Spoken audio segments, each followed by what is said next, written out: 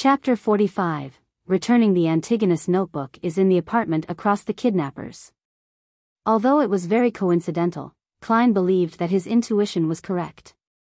He immediately got out of bed and rapidly changed out of the old clothes he usually wore to bed. He picked up a white shirt beside him and draped it on, quickly buttoning from top to bottom. 1, 2, 3. He suddenly realized that he was missing buttons. The left and right sides did not seem to match. On careful look, Klein realized that he had made a mistake buttoning the first button, causing the shirt to warp. He shook his head helplessly before taking a deep breath and slowly breathing out, using some of his cogitation techniques to restore his calm. After putting on his white shirt and black trousers, he barely managed to wear his armpit holster steadily. He pulled out the revolver he hid under his soft pillow and holstered it. Without time to tie a bow tie, he draped his formal suit on and with a hat and cane in each hand, he walked to the door. After putting on his half-top hat, Klein gently twisted the door handle and walked into the corridor. He carefully closed his bedroom's wooden door and sneaked downstairs like a thief. He used a fountain pen and paper in the living room to leave a note, informing his siblings that he had forgotten to mention that he had to be early for work today. The moment he was out the door, Klein felt a cool breeze and his entire being calmed down. The street in front of him was dark and silent without any pedestrians. Only the gas lamps illuminated the streets. Klein took out his pocket watch from his pocket and snapped it open. It was just 6 in the morning and the crimson moonlight had not completely faded away. However, there was a hue of sunrise over the horizon. He was just about to seek out an expensive for-hire carriage when he saw a 2-horse, 4-wheeled trackless carriage approaching him. There are public carriages this early in the morning? Klein was puzzled as he went forward and waved for it to stop. Good morning, sir. The carriage driver stopped the horses skillfully. The ticketing officer beside him had his hand to his mouth while yawning. To Zutland Street. Klein scooped out 2 pennies from his pocket and 4 halfpence. 4 pence, the ticketing officer replied without any hesitation. After paying for the ride, Klein got onto the carriage and found it empty. It exuded a clear loneliness amid the dark night. You are the first one, said the carriage driver with a smile. The 2 brown horses widened their pace as they proceeded briskly. To be honest, I never imagined there to be a public carriage so early in the morning. Klein sat near the carriage driver and made idle chatter to divert his attention and relax his tense mind. The carriage driver said in a self-deprecating manner, from 6 in the morning to 9 at night, but all I earn is £1 a week. Are there no breaks? Inquired Klein in bafflement. We take shifts to rest once a week. The carriage driver's tone turned heavy. The ticketing officer beside him added, we are in charge of plying the streets from 6 to 11 in the morning. Following that, we have lunch and an afternoon break. Near dinner time, which is 6 in the evening, we replace our colleagues. Even if we do not need rest, the 2 horses will need it. It wasn't anything like that in the past. There was an accident that should not have happened. Due to fatigue, a carriage driver lost control of his carriage and it toppled. It resulted in us having shifts. Those bloodsuckers would never become this kind so suddenly otherwise. The carriage driver scoffed. Under the illumination of dawn, the carriage drove towards Zutland Street and picked up 7 to 8 passengers on the way. After Klein was less tense, he did not converse further. He closed his eyes and recalled the experiences from yesterday, hoping to notice if he had forgotten anything. By the time the skies were bright when the sun was fully up, the carriage finally arrived at Zutland Street. Klein pressed his hat with his left hand and briskly jumped off the carriage. He quickly stepped into 36 Zutland Street and arrived outside Blackthorn Security Company after going up the flight of stairs. The door was still closed and had yet to open. Klein took out the ring of keys by his waist and found the corresponding brass key and inserted it into the keyhole and twisted it. He pushed forward as the door slowly opened. He saw the black-haired, green-eyed Leonard Mitchell sniffing at a recently popular cigarette. To be honest, I prefer cigars. You seem to be in a rush, the poet-like Nighthawk asked in a relaxed and cozy manner. Where's Captain? Klein asked instead of answering. Leonard pointed at the partition. He's in the office. As an advanced sleepless, he only needs 2 hours of sleep in the day. I believe it's a potion those factory owners or bankers would like the most. Klein nodded and quickly passed through the partition. He saw that Dunn Smith had opened the door to his office and he was standing at its entrance. What's the matter? Dressed in his black windbreaker, he held a gold-inlaid cane with a solemn and stern expression. The feeling of déjà vu came to me. It should be the notebook. The Antigonus family's notebook. Klein tried hard to make his answer clear and logical. Where was that? Dunn Smith's expression did not have any obvious changes. However, Klein's intuition told him that a clear and invisible stir had happened in him. This was possibly a flash of his spirit or a change in his emotions. It's at the place Leonard and I saved the hostage yesterday. Opposite the kidnapper's room. I didn't notice it back then until I had a dream and received a revelation. Klein did not conceal anything. From the looks of it, I missed out on making huge contributions. Leonard, who had walked to the partition, chuckled. Dunn nodded slightly as he instructed with a solemn expression, "Get Kenley to replace old Neil's watch of the armory. Let old Neil and Fry come with us." Leonard stopped acting frivolous as he immediately informed Kenley and Fry, who were in the Nighthawk's entertainment room. One of them was a sleepless and the other was a corpse collector. 5 minutes later, the two-wheeled carriage that came under the jurisdiction of the Nighthawks began driving down the sparse streets in the morning. Leonard wore a feather hat, a shirt and a vest. He stood in as the carriage driver, lashing out a whip from time to time, sending out a crisp crack. Inside the carriage, Klein and old Neil sat on one side. Facing them were Dunn Smith and Fry. The corpse collector's skin was so white it looked like it either had not been under the sun in a very long while or he had a severe blood deficiency. He looked to be in his 30s with black hair and blue eyes. He had a high nose bridge and his lips were very thin. He had a cold and dark demeanor and had a faint smell from often touching corpses. Repeat the situation again in detail. Dunn adjusted the collar of his black windbreaker. Klein stroked the hanging topaz in his sleeve as he began from their mission commissioning until the dream. By the side, old Neil chuckled. Your fate seems to be entwined with that Antigonus family's notebook. I never expected you to meet it in such a manner. That's right. Isn't this too much of a coincidence? Thankfully, Leonard just mentioned that there was no indication of hidden factions of mysterious powers at play from the preliminary investigations of Elliot's kidnapping. It was solely a crime motivated by money. Otherwise, I would really suspect if someone had deliberately arranged for this to happen. Klein found the situation rather curious. It was too coincidental. Dunn did not express his ideas as he was in deep thought. Likewise, corpse collector Fry maintained his silence in his black windbreaker. Only when the carriage stopped at the building mentioned by Klein was the silence broken. Let's go up. Klein, you and old Neil walk behind. Be careful, very careful. Dunn got off the carriage and pulled out a strange revolver with a clearly long and thick barrel. He stuffed it into his right pocket. All right. Klein did not dare take point. After Leonard found someone to watch the carriage, the 5 Beyonders walked orderly into the building. With very light footsteps, they arrived at the 3rd floor. Is this the place? Leonard pointed at the apartment opposite the kidnappers. Klein tapped his glabella twice and activated his spirit vision. In this state, his spiritual perception was enhanced again.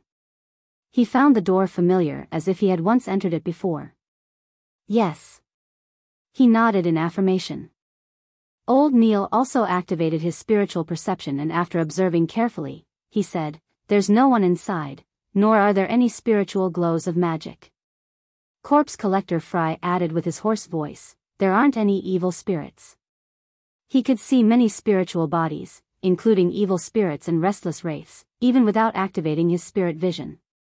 Leonard took a step forward and, like yesterday, punched the door's lock. This time not only did the surrounding wood shatter, even the door lock flew and fell noisily to the ground. Klein seemed to feel an invisible seal instantly vanish. Immediately following that, he caught a whiff of an intense stench. Corpse, a rotting corpse, Fry described coldly. He did not appear to suffer from nausea. Dunn reached out his black-gloved right hand and pushed open the door slowly. The first thing that they saw was a chimney. For early July, there was an abnormal heat emanating the room. In front of the chimney was a rocking chair. Sitting on it was an old woman dressed in black and white. Her head hung low. Her body was abnormally large. Her skin was blackish-green and swollen. It felt like she would explode from a simple prod, spewing a foul rotting stench from within. As maggots and other parasites squirmed between her flesh, blood, and rotting juices, or clothes and wrinkles, they appeared like points of light in spirit vision. They seemed to cling close to an extinguished darkness. Pa! Pa! The old woman's eyeballs dropped to the floor and rolled a few times, leaving behind a yellowish-brown streak. Klein felt disgusted, and being unable to tolerate the putrid stench any longer, he bent over and puked. Chapter 46, Portrait You. You.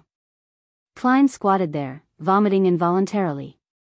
He was soon done with his puking since he did not eat breakfast. At that moment, a tin-colored square flask that looked like a cigarette box appeared in front of him. The mouth, which had lost its stopper, emitted a mixture of smells akin to tobacco, disinfectant, and mint leaves. It cleared up Klein's nose and rejuvenated him. The pungent smell continued to linger, but Klein no longer felt nauseous. He soon stopped vomiting. He traced the tiny flask up and saw a pale hand that did not seem to belong to a member of the living. He saw the mouth of a black windbreaker's sleeve and saw corpse collector Fry with his cold and dark bearing. Thank you. Klein recovered completely, and with his hands on his knees, he stood back up. Fry nodded without any expression. It'll be fine once you are used to it. He put back the flask stopper and put it into his pocket and turned around, walking to the highly decomposed corpse. Without gloves, he began examining the old woman. As for Dunn Smith and Leonard Mitchell, they paced slowly around the room, occasionally touching the table's surface or newspapers. Old Neil pinched his nose and stood outside the door, grumbling in a muffled voice, seriously gross. I'm going to request for additional pay this month. Dunn turned his head over and touched the wall beside the chimney with his gloved right hand. While doing so, he asked Klein, "Does this place look familiar?" Klein held his breath and constructed the silver pocket watch in his mind to calm down. With him already in his spirit vision state, he immediately felt different. A scene that came from the deepest recesses of his memories flashed past his eyes. Chimney, rocking chair, table, newspapers, the rusty nails on the door, the tin cans inlaid with silver. The scenes were dark and dull, like a documentary from Earth. However, it was even more blurry and illusory. The scene quickly stacked against what Klein was seeing. The feelings of déjà vu and having been here before presented themselves clearly. An illusory and ethereal scream seemed to pass through invisible walls. Hornasis. Phlegria. Hornasis. Phlegria. Hornasis. Phlegria, it feels a little familiar. Klein answered honestly while his brain felt a stabbing pain. Thankfully, he quickly tapped his glabella twice. Hornasis. The Hornasis mountain range that appeared in original Klein's diary? That is content that was deciphered from the Antigonus family's notebook. The murmurs were very similar to one of the previous ones. It involved the word Hornasis. Is this a form of enticement? Klein was gripped by shock as he did not dare think deeper, afraid that he would place himself on the trajectory of losing control. Dunn nodded slightly and walked to a cupboard. He suddenly reached out his hand and pulled open its wooden door. The bread inside was moldy and there were about 7 gray, stiff dead rats. Leonard, go downstairs to get patrolling cops and explain the situation here, instructed Dunn. All right. Leonard turned and left the apartment. Following that, Dunn opened the door to 2 other bedrooms and did a careful search. After being certain that there were no clues as well as any sign of the Antigonus family's notebook, Fry also stood up. He wiped his hands with a white handkerchief he brought along with him and said, "The time of death was more than 5 days ago. There are no external injuries nor are there any clear signs that it was a result of beyond our powers. The exact cause of death will require a post-mortem. Did you discover anything?" Dunn turned to look at old Neil and Klein. The two who were no longer in spirit vision state shook their heads in unison. "Apart from the corpse, everything else is normal. Actually, no, there was an invisible energy sealing the apartment in the beginning. As you know, there will usually be similar processes when we use ritualistic magic," old Neil thought for a few seconds before adding. Dunn was just about to say something when he looked outside the door. A few seconds later, Klein and old Neil sensed something and turned to look at the stairwell. A few seconds later, faint footsteps grew louder as Leonard walked up with a policeman. The policeman's expression changed once he caught the noxious smell. He immediately cooperated with his colleague from the Special Operations Department and began knocking on the doors of the residents on the second floor to gain an understanding of the situation on the third floor. Moments later, the corporal with his 2 silver chevrons looked at the corpse on the rocking chair. Katie Stephania Bieber. Between 55 and 60 years old. Widow. Has rented this apartment with her son, Ray Bieber, for more than 10 years. Her husband was formerly a gem artisan. Her son is about 30 years old and is single. He inherited his father's trade and earns about £1.15 solely a week. According to their neighbors, they have not seen them in more than a week. Before the policeman continued, Klein already knew the critical point that followed. Missing. To be more precise, it was unknown where Ray Bieber had gone to. The ancient notebook could very well be on him. "Do you have a picture of Ray Bieber?" Dunn looked at the police officer. He was acting as the role of a high-ranking inspector. However, it was not really acting since he was indeed a high-ranking inspector on the police department's roster. His salary and various allowances were also paid according to his rank. Of course, it did not include his salary from the church. The police officer shook his head nervously and said, "I'm not sure. I'll have to return to the station to search for it. It's not typical for us to have pictures of every single person." "Got it. Continue questioning the residents on the first floor. Ask them in detail." Dunn gave the order. As he watched the police officer leave, he closed the door and turned to old Neil. "I'll leave the rest to you. If not, we will have to make all the residents sleep and obtain Ray Bieber's looks." "Yeah, I don't really trust sketches based on verbal descriptions." Old Neil nodded. He took out a few thumb-sized bottles from a pocket in his black classic robe and scattered the liquids in a particular order. Immediately following that, he pulled out a clump of powder and scattered it in a circle around him. Strangely, a biting smell spread and was not influenced by the nauseating smells in the room. Klein also suddenly noticed that there was an invisible force field around him. It separated him from the environment and everyone else. It was like the room in its previous state. Old Neil half closed his eyes as his lips mumbled a soft and indiscernible incantation. Without being prepared, Klein vaguely heard the words, "Goddess, give me strength, we look forward to the protection of the night, hum." A sudden wind tore through the windows and blew up the powder. Klein's heart quaked suddenly as he felt goosebumps all over him. He found it difficult to describe. A terrifying smell that made him afraid of looking directly spread rapidly. He was confused as he tensed up, unable to relax. It felt as though he had plunged into a state similar to what one would have after working on a highly advanced mathematical problem. Suddenly, old Neil's eyes opened, his eyes pitch black. He took out a fountain pen from his pocket and began drawing on a piece of scrap paper on the table. He was so fast that his entire body was trembling. Klein focused his gaze and saw a face with recessed eyes and a tall nose bridge rapidly appear. When the natural curly short hair was done, old Neil wrote a single line beneath the portrait. Black hair, deep blue eyes. Left of his mouth is a fully ceramic tooth implant. Pada. The fountain pen in old Neil's hand fell onto the paper as his body convulsed a few times. This is the image of Ray Bieber according to what's left in the room. Old Neil whispered as the color of his eyes restored rapidly. Then, he turned back to his original spot and slowly circled it. The invisible force field that isolated things immediately dissipated in the form of a breeze. Praise the lady. Old Neil tapped his chest in 4 spots, forming the shape of the crimson moon. Klein's taut nerves relaxed as he made more acute observations. He discovered that there was nothing special about Ray Bieber's facial features. He had a relatively mild bearing. The only thing was that his philtrum sagged clearly. I'll try using dowsing rod seeking.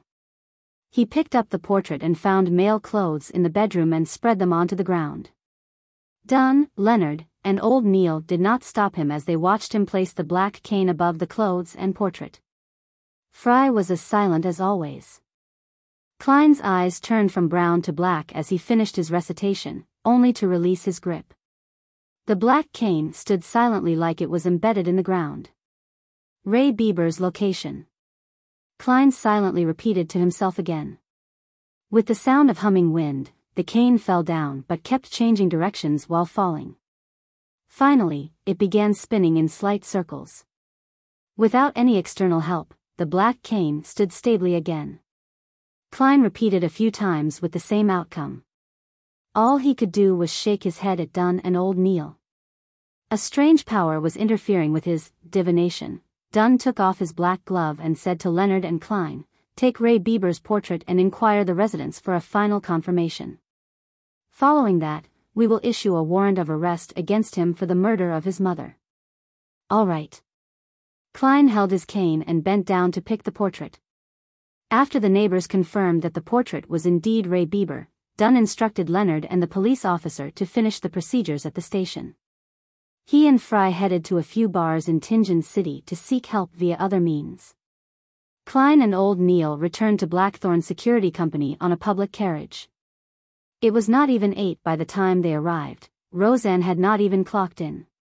After closing the door, Klein cocked his head at old Neil and, hoping to learn and answer his questions, asked him, "Why would I send the Antigonus family's notebook to Ray Bieber's home?"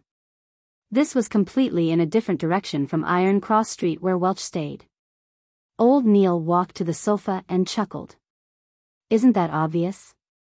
Who knows what powers inside the notebook you invoked? Maybe you did some described ritual out of curiosity and ended up provoking a strange existence that you should not have. The motive of this existence was to have the notebook sent to Ray Bieber and sever all clues, to prevent anyone from discovering it. Therefore, apart from you who were selected, Welch and Nyack committed suicide, regarding you. To be frank, I still have no idea how you survived." "I would like to know too." Klein sat down as well as he deliberately replied with a wry smile. "I've also thought of the guesses you have of the proceedings. However, there's one thing I don't understand. Why did I have to hand the notebook to Ray Bieber?" Old Neil shrugged and said, "Perhaps his life path number matches the requirements, or maybe he's one of the last remaining descendants of the Antigonus family. In short, there are too many possibilities. And why the notebook was sold to Tingen City would have similar reasons. I do not think it's because he's a descendant." Klein suddenly felt enlightened before he sighed. "Unfortunately, I did not discover immediately that Ray Bieber and that notebook have vanished." Old Neil laughed. "This is something that Dunn has to worry about. As for you, it's something good." "Why do you say so?" Klein frowned in puzzlement. Chapter 47, Old Neil's Lack of Money. Old Neil rubbed his temples and said, "I believe we have a general idea of why the 3 of you engaged in a mass suicide. That notebook is also now purportedly in Ray Bieber's hands. Furthermore, the matter has already been exposed. Regardless of whether you are alive or dead, it will hardly influence any subsequent developments. I believe that the surreptitious existence or mysterious power that caused all of this will not pay you any special attention. It's just like how you would not pay attention to the ants on the ground. Heh heh, as long as you do not try to make him recall you." And our arrest warrant for Ray Bieber will quickly reach the secret order.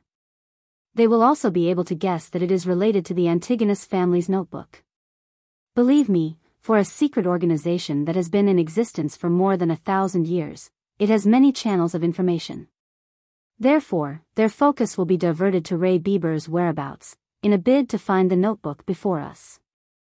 They will not, nor is it possible for them to harass, stalk, or deal with you. Lad, congratulations on stepping out from the shadows of the past. What follows will be a brand new journey filled with sunlight. Klein nodded when he heard that, as he said in a happy and relieved manner, I hope so.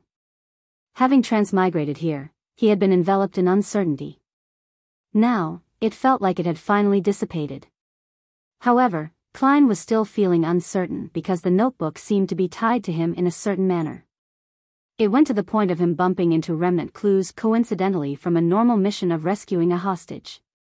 He was afraid that there would come a day when a delivery man would send him a parcel, only to realize that it was that Antigonus family notebook after opening it up. Let's hope everything will go as old Neil described. He silently prayed. When old Neil heard his reply, he immediately scoffed. You don't seem to be a devout believer of the goddess. At this moment, shouldn't you be drawing the sign of the crimson moon at your chest and say, May Goddess bless us? Mr. Neil, you don't seem like one either. A real devotee would not say, what follows will be a brand new journey filled with sunlight. Having been studying mysticism under old Neil, Klein had established a decent friendship with him, so he did not stand on ceremony to return a sarcastic remark. Both of them locked eyes and chuckled with great rapport. At the same time, they tapped their chests 4 times. Praise the lady.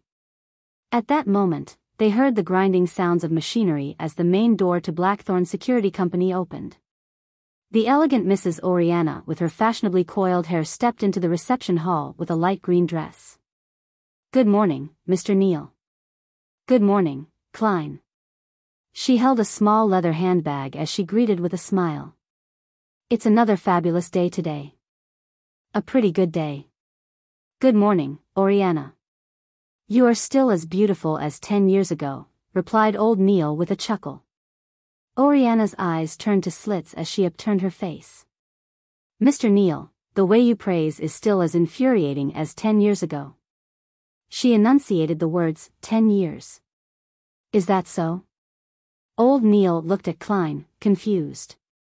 He wore a perplexed look. Never mention anything that will remind the ladies of their age. As a keyboard warrior that knew a little of everything, Klein instantly understood what had peeved Mrs. Oriana. He smiled lightly and said, Good morning, Mrs. Oriana. You are as beautiful as always. Thank you, our outstanding Koei University graduate. Oriana smiled with a nod before saying, That old butler has already paid the mission's commission. According to Captain's rules, half of it will be used as additional funds, while the other half will be split between you and Leonard. But since you aren't a formal member, you can only take 10% of the half. Come over later to sign for it. How much did he pay? Klein asked happily while also feeling the pinch. £200. This was what he said back then, Lord, the esteemed Storm. I never imagined or believed that this was resolved just like that. This is even harder than us having a dream. Why is your security company so unknown? It's an insult to the entire industry. Mrs. Oriana mimicked the old butler's southern accent. Klein thought seriously for a few seconds before saying humorously, This is just too unfair for those kidnappers. 2 Beyonders had resolved the problem quickly using methods that could be described as easy and pleasant. This is like an adult bullying a few kids while in full combat attire. They were just too unlucky. They must have lost the protection of the divine, said Oriana with a soft laugh. I told the butler that we were only lucky. One of our informants happened to see the kidnappers bring the child into the hideout. Therefore, do not have too much hopes for us. We really are just a very ordinary security company. Typically speaking, the more you emphasize something is ordinary, the more extraordinary it is. Klein lampooned with a smile. He watched Mrs. Oriana walk through the partition and enter the accounting room. Old Neil puckered his lips by the side and said enviously, "You really are a lucky lad. You haven't joined us for long and you've encountered a job worth £200. Is that very rare?" Klein asked in puzzlement. Prior to this, he was either studying history or mysticism, or wandering aimlessly outside, hoping to find clues with his spiritual perception. According to Oriana's accounts, we might not encounter a single job an entire week. And most jobs are worth less than £20. Old Neil rubbed the moonstone by his wrist and sighed. Following that, he looked at Klein with anticipation. "If you encounter any similar jobs in the future, remember to inform me." Upon hearing Old Neil's words, Klein suddenly felt a strange feeling arise in him. Therefore, he asked directly, "Mr. Neil, you seem to be lacking in money. How much do you get paid a week? If you aren't comfortable telling me, just ignore my question." Old Neil leaned back into the sofa and chuckled. "This isn't something that needs hiding. I've been here for so many years. At present, I will obtain salaries from both the church and the police department every week, a total of £12. A weekly salary of £12? Klein blurted out in surprise. A weekly salary of £12 with 52 weeks a year, that meant more than £600 a year. Back when he read the Tianjin Morning Post and Honest Paper, they had mentioned that high-profile lawyers only earned £800 to £1,000 a year. And those were the best lawyers. As for the managers of Benson's trading company, they only earned £6 a week. That was already quite a decent job. Yes, such a salary is actually quite generous, and we do not need to pay any taxes, added Old Neil with a smile. Klein had heard from Benson that one had to pay E-type taxes when their weekly salaries exceeded £1. In other words, the government and corporate employees had to pay 3% of taxes if they earned £1 to £2, 5% for £2 to £5, 10% for £5 to £10, and 15% for £10 to £20, capping at 20% for those above £20. Other than that, he also read of 4 other kinds of taxes on the newspapers. A-type was related to land, housing, and other earnings from material items. It included property and rent. B-type was a tax paid by farmers. C-type was a tax on profits from bonds, funds, and equities. D-type was commercial, finance, or professional income. It's something admirable. Klein echoed Old Neil. However, Old Neil shook his head. Such a salary is insufficient for beyonders like us who have to frequently study the hidden mysteries, practice and attempt rituals. Aren't materials obtainable via application? Asked Klein in puzzlement. Old Neil scoffed. There's a limitation to it. At times, we have to give a sufficient legitimate reason. If you want to learn more and experiment in the field of mysticism, you can only spend your own dime to buy materials. It can be bought internally or at underground markets. Klein jolted in surprise as he immediately asked, "There are beyonder materials that are sold in underground markets? I thought the churches would not permit their existence." He was lacking in means to obtain materials. With him having a mysterious organization in its nascent stages, he could not always have them settled via the Nighthawks, right? There's no way to control such matters. Yeah, from the viewpoint of mysticism, all beings are sentient with their spirits and they stem from the same source. The materials we use are not limited to those extraordinary creatures. It also comes from ordinary animals, plants, and minerals. For example, the poison hemlock, gold mint leaves, and night vanilla in the bottle of seer potion. They are items we can encounter frequently in our daily lives. They might not have any extraordinary characteristics, but they have special characteristics. Through concoction and blending, they will derive certain effects. Therefore, this is not a trade that the church can ban, explained Old Neil in detail. Without waiting for Klein to say a word, he continued, besides, it's not only the core of extraordinary beings that are of use. For example, the Lavos squid. Apart from its blood, its eyeballs, skin, and tentacles are pretty good materials. Unless the church captures it entirely with its own manpower, to completely corner and control any outflows would be a tremendous financial burden. The lower the grade of the extraordinary material, the more it is so. They can only do their best to prevent the more special materials from flowing out. Old Neil suddenly laughed. There's another important reason. It's better to know of an underground market than not knowing of it. Under the premise that secret organizations have not been fully eliminated, this is a pretty good strategy. Besides, it can help us obtain materials we are lacking. Of course, with the existence of such markets, contraband items will appear. As long as it's not something ridiculous or overly dangerous, we will turn a blind eye to it. At most, we would use them to enrich our vaults. Is it because the few large churches put each other in place, so no one can take excessive action? Klein guessed. Old Neil acknowledged tersely but did not elaborate. I'm a seer. In the future, I'll definitely need to practice and will need more materials. Mr. Neil, can you take me to the underground market to have a look? Klein requested with a valid reason. Old Neil appeared to be placed in a difficult position. In fact, those guys who are active in those places are mostly not beyonders. Some of them might be aristocrats that like mystery or rich people who have inclinations towards mysticism. All right. I have a 30-pound bill that needs paying soon. It wouldn't be convenient for me to head over there for the time being.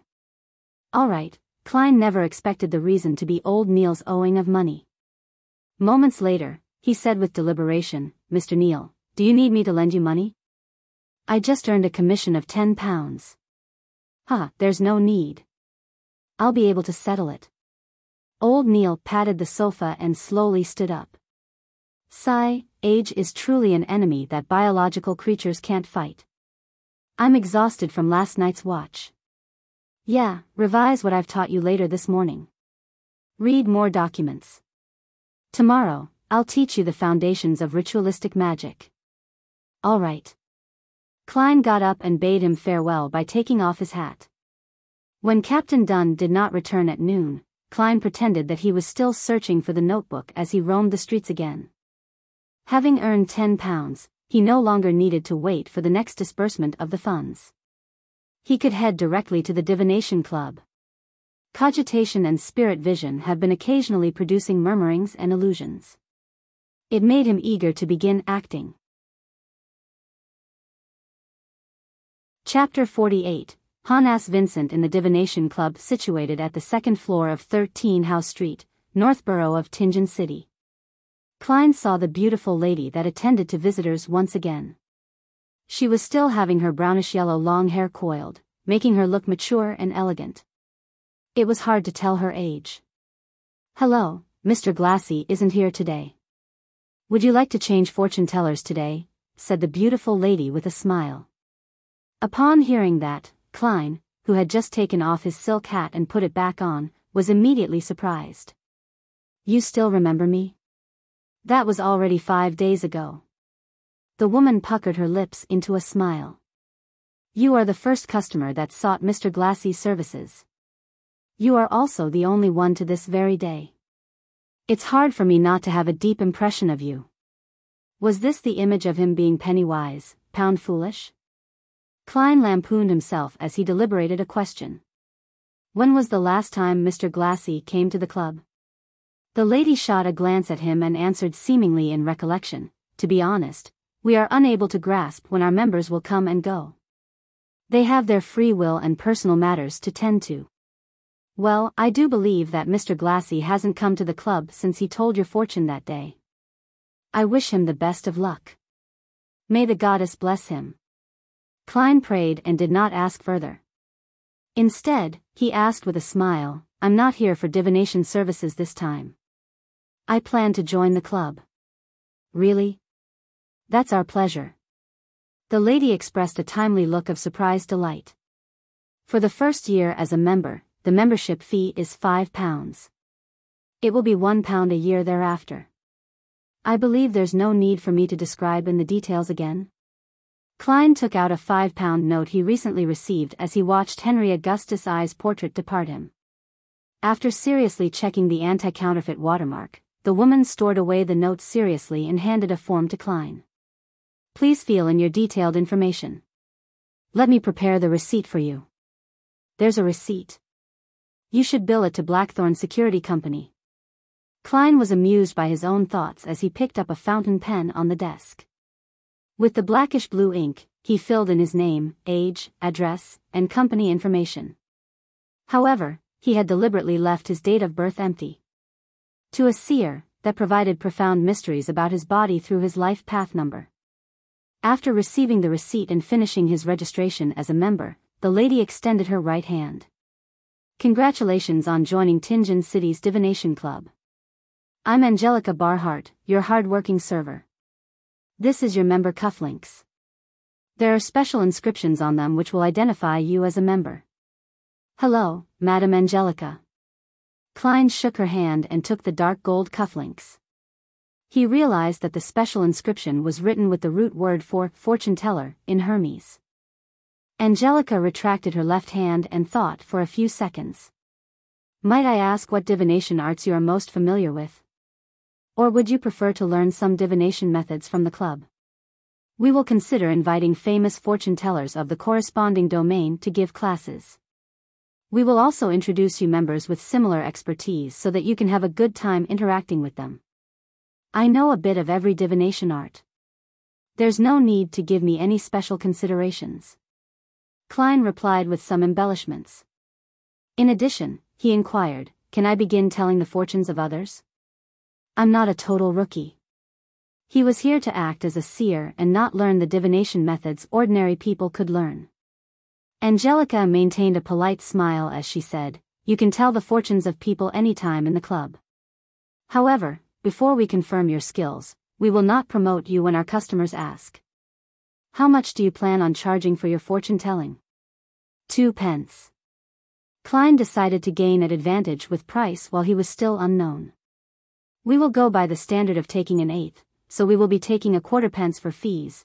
Angelica repeated the various rules first before writing Klein's information into the fortune teller album which customers could choose from. After all of this was done, she pointed at the meeting room at the far end of the corridor with a smile. Mr. Hanass Vincent is currently explaining astrolabe divination. You can find a quiet spot to listen in. You can also raise your questions if there are any queries. All right. Klein walked toward the meeting room with his interest piqued. He wanted to know the differences between what Hanass Vincent and old Neil said. At that moment, Angelica chased up and whispered, Mr. Moretti, would you want coffee or tea? We provide side black tea, Southville coffee, and Desi coffee. Klein, who had been reading the papers regularly, knew that these coffees and black tea were considered as one of the inferior varieties, but he also knew that they were definitely of better quality than the ones he had at home. After some thought, he said, a cup of Southville coffee. 3 teaspoons of sugar without milk please. Lone Kingdom Southville was famous for its beer and red wine, many important figures were fond of them. However, their coffee was relatively unknown. All right, I'll send it to you in a bit. Angelica pointed towards the meeting room. Klein slowly walked to the half-closed door and heard a voice in a thick Awa accent explaining, astrolabe divination is a relatively more complex one among the divination arts, but that's only for ordinary people. Klein silently tagged on a sentence for the speaker. He saw about 5 tables placed in a circle inside the meeting room. It surrounded a middle-aged man in a black classic robe, Hanass Vincent. The gentleman had obvious dark circles. His brown hair was thick and hard. Each strand stood firmly like a porcupine's spikes. Apart from that, there was nothing unique about him. Upon seeing Klein enter, Hanass Vincent nodded gently without stopping his class. He only slowed down his speech. Klein had one hand in his pocket while the other held his cane. He found a seat to the sides and sat down, leaning back comfortably in the process. He scanned the circle of 6 members. There were 4 men and 2 women. Some of them were attentively taking notes, whispering, or returning Klein a rueful smile. After placing his cane down, Klein adjusted his top hat and tapped his glabella twice in the process. He cast his gaze at Hanass and saw the different colors, brightness, and thickness of his aura. Dark red. He's a little worried. Actually, every other part of his body is healthy except that part. I wonder what's wrong. Klein listened to the class while muttering to himself. At that moment, he clasped his right hand and covered his mouth to prevent his laughter from sounding. He suddenly felt like he was a quack. He was rather pleased with his spirit vision ability. Although he could only make a general judgment and not the details, it was enough to gain him many useful information. After surveying his surroundings, he tapped his glabella twice again as though he was pondering over what Hanass had just said.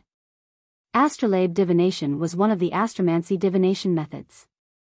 However, ordinary people could also attempt to interpret things. For instance, the most basic birth horoscope was to determine the inquirer's fate by determining the positions of the sun, moon, blue and red stars at their birth, the corresponding spots in the sky, matching the representative symbols to the astrolabe, and the corresponding situations of the different constellations. This required the fortune teller to be able to calculate the states of the planets and constellations, which was rather complicated. Of course, there were publications that aided people to look up the values. Some even simplified it by making a vague read with just the constellations. Klein listened silently without interjecting or asking any questions. From time to time, he would caress the hanging topaz at his sleeve or take a sip of the Southville coffee which Angelica had brought in. After some time, Hanass rubbed his glabella and said, "Perhaps you will need to attempt at creating your own astrolabe. Ask me if you have any questions. I will be in Moonstone." After he left, a young man in a white shirt and black vest got up with a smile and walked to Klein's side. "Nice to meet you. I'm Edward Steve." "My pleasure. I'm Klein Moretti." Klein stood up and returned the bow. "Astrolabes are too complicated. Every time I hear about it, I can't help but doze off," said Edward self-deprecatingly. Klein grinned and said, "That's because Mr. Vincent can't help but pass the knowledge he grasps to us. It's like giving us an Intis feast. It's just indigestible. I'd be able to finish the Intis feast. They usually use a huge plate to serve tiny bits of food." Edward chuckled and sat up. He asked out of curiosity, "Are you new?" "I've not seen you in the 2 years I was here." "I just joined the club today," answered Klein frankly. "What are you good at?" "I'm best at tarot and poker divination," Edward casually asked. "I know a little of everything, but just a little." Klein gave a description he used to give himself. He was not being modest since there was just too much mysterious knowledge he had not grasped in the domain of divination. Just as the other members were thinking of talking about horoscope divination, Angelica walked into the meeting room. "Mr. Steve, someone wants you to tell their fortunes." "All right." Edward stood up with a smile. "I can tell you are an excellent fortune teller," said Klein as he looked at him. "No, it's because my price is most suitable," said Edward with a soft chortle. "When ordinary people come to have their fortunes told, they will absolutely not choose the most expensive ones. And unless they had their heads kicked by asses, they would definitely not be choosing the cheapest few. It's easiest to gain opportunities if you are in the middle. I'm one of those that had their heads kicked by asses." When he saw Edward leave, Klein suddenly shook his head with a wry smile. "It seems the price I set is problematic." He stood up, picked up his cane, and left the meeting room. He found Angelica again. "I wish to change the prices of my divination." Set it to 8 pence. Angelica took a deep look at him and said, "We will satisfy your request, but we will also tell customers that you only recently joined the club." "No problem." Klein did not mind as he nodded. At times, mystery was also an important element for a seer to attract customers. After changing his details, Klein returned to the meeting room. At that moment, he saw Hanass Vincent walk out of Moonstone. He held a silver-coated mirror. This well-known fortune teller said to the 5 members in the meeting room, "I recently learned a new divination art. Magic mirror divination. Does anyone want to learn? Magic mirror divination? That's not safe." Klein paused outside the meeting room and frowned. Chapter 49, Divination Art. As a seer who had just stepped through the gates of mysticism, Klein did not dare to claim he knew much. However, he was certain he knew more than ordinary people. He was aware that the various kinds of divination arts could be split into 3 categories based on particular standards. And that standard was based on the source of the revelation. The first category of divination included tarot, poker, pendulums, dowsing canes, and dreams. By using the inquirer's own spirituality and its communication with the spirit world to gain a revelation, it could be interpreted for an answer. However, spirit pendulums and dowsing canes had very high requirements of one's spirituality, spirit body, and astral projection. Non-beyonders were unable to obtain precise or clear revelations. Card divination provided fixed symbolism, presenting even an average person's faint revelation. Dreams were somewhere in between the other forms. The second category included spirit numerology and astromancy, as well as their derived forms. The fortune teller used either the personal details of the inquirer, or changes in nature before using calculations, inference, and interpretation to answer their questions. With this method, the initiative did not lie in the inquirer, but the fortune teller. The third category used an external third party, separate from the inquirer and the fortune teller. The Ouija boards that Klein was familiar with from his previous life belonged in this category. They used rituals to ask for a direct answer from the unknown or the supernatural. Even though there was a high chance that an average person would not succeed, there were cases where they managed to communicate with malicious spirits or entities that drove them to insanity. These methods of divination usually led to tragedies. The magic mirror divination that Hanass Vincent mentioned belonged to the third category. In mysticism, mirrors were connected to the unknown and mystery, like they were the doors of the spiritual world. Thus, Klein stopped outside the meeting room, intending to learn how the famous fortune teller would explain the divination. Klein wanted to ascertain if he needed to inform the captain or not, raiding him at night. Of course, there was a safe way to do the magic mirror divination. One could ask for answers from the 7 orthodox divinities. Even if it was very difficult for an ordinary person to receive any real revelations, they would not be in any danger or suffer any after effects. The magic mirror divinations that were strictly controlled by the Nighthawks and mandated punishers were those that asked evil gods or mysterious existences for help. Furthermore, the fortune teller couldn't randomly fabricate things. Some phrases or qualities had the potential to invite the attention of unknown entities. In the world where the powers of the Beyonders exist, such divinations would often lead to tragedy. Klein even suspected that the original Klein, Welch, and Naya had committed such a forbidden divination by following the instructions of the Antigonus family's diary. At that moment, Hanass also explained the principle behind magic mirror divination and described the actual process. First, you choose a suitable time and date according to the divinity you believe in. You can decide this using the Astromancy manual. For example, we all know that Sundays symbolize the Evernight goddess, for Sunday is the embodiment of rest. 2 to 3 in the early morning, 9 to 10 in the morning, 4 to 5 in the evening, and 11 to midnight are all related to the moon, thus, they are controlled by the Evernight goddess. Thus, fortune tellers that pray to the Evernight goddess can use magic mirror divination during these times on a Sunday. Quite a good foundation. Klein nodded slightly while using the half-closed door to the meeting room to conceal himself. It had to be said that with the 7 major churches keeping each other in check, some mysticism knowledge had indeed leaked. For example, many of the meanings behind the symbolism could be found in the Astromancy manual. However, without the potions or Beyonder powers, ordinary people were unable to obtain the desired effects.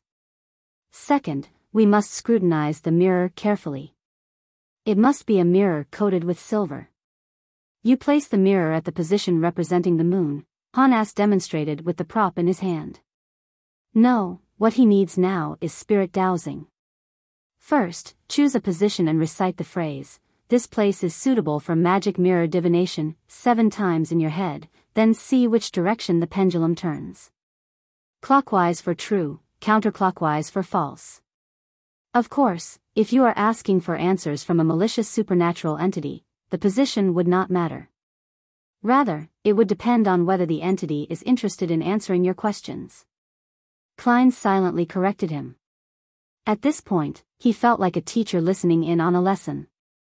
Hanass Vincent could not hear Klein's mental musings as he described the preparations in detail in a normal tone. When the members finished taking notes, he continued explaining, after showering, confirm that you have drawn all your curtains and locked your doors. After that, light up a candle and place it in front of the mirror before sincerely praying to the divinity you believe in. Try to keep your questions simple as there's no need for fanciful embellishment. After praying 7 times, pick up your mirror and gently toss it on the ground. Make sure to be gentle. Remember the way it shatters, as that is a revelation from the gods. I will tell you the main symbolisms in a second. Phew, this is orthodox magic mirror divination. Klein heaved a sigh of relief as he walked into the meeting room and sat back down in his previous seat. He finished the rest of his Southville coffee in one gulp. So-called orthodox divination meant that it was possible to obtain revelations, but it was impossible to truly interpret it.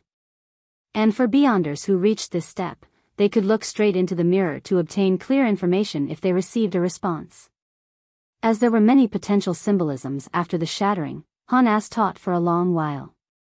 He was not done even when Edward Steve returned to the room after finishing his fortune-telling. Klein did not ask what Edward did for his fortune-telling or what method did he use, since it was an unspoken rule among fortune-tellers. While acting as a seer, he naturally had to abide by it strictly unless the other party mentioned it.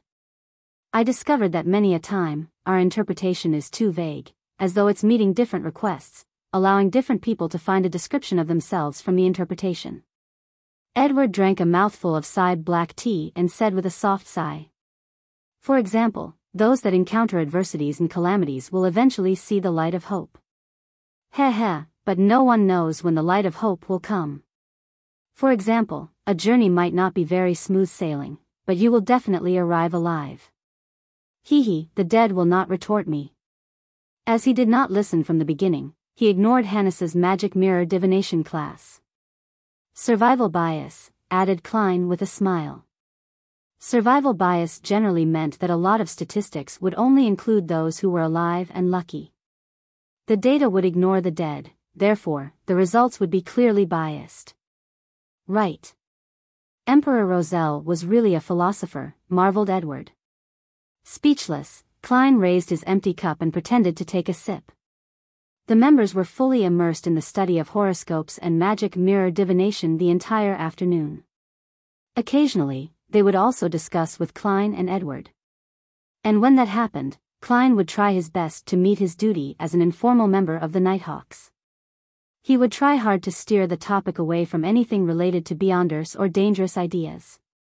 However, he failed at the thing he wanted to do the most. A few inquirers came, but none of them picked him to do their fortune-telling. Perhaps I have to be more proactive in entertaining them. Should I use a few phrases like, "You are plagued with bad luck, you have been unlucky recently," or, "Nothing you do will happen smoothly"? No, that's nothing like a seer. With this in mind, Klein could not help but shake his head in self-deprecation. He picked up his cane, stood up, and left after bidding everyone farewell. At 5:30, Edward Steve put on his coat and was prepared to walk out the Divination Club when he suddenly saw a familiar figure. "Good afternoon, Glassy." "Long time no see," he greeted with a smile. He saw his friend with similar interests as him wear his usual format suit with a black bow tie. In front of his chest hung a monocle. Immediately following that, he noticed that his friend did not look well. Even his soft blonde hair looked dry. "Good afternoon, Edward." Cough. Glassy with his hat in hand suddenly used his fist to cover his mouth as he coughed a few times. Edward asked out of concern, "You seem to be ill?" "A very serious illness. It even turned into pneumonia. If it wasn't for my wife who met an impressive apothecary and gave me a magical medicine, you would have probably had to visit me at the cemetery." Glassy's tone was filled with a lingering fear and joy. "Lord, I can't believe it. You were so healthy previously.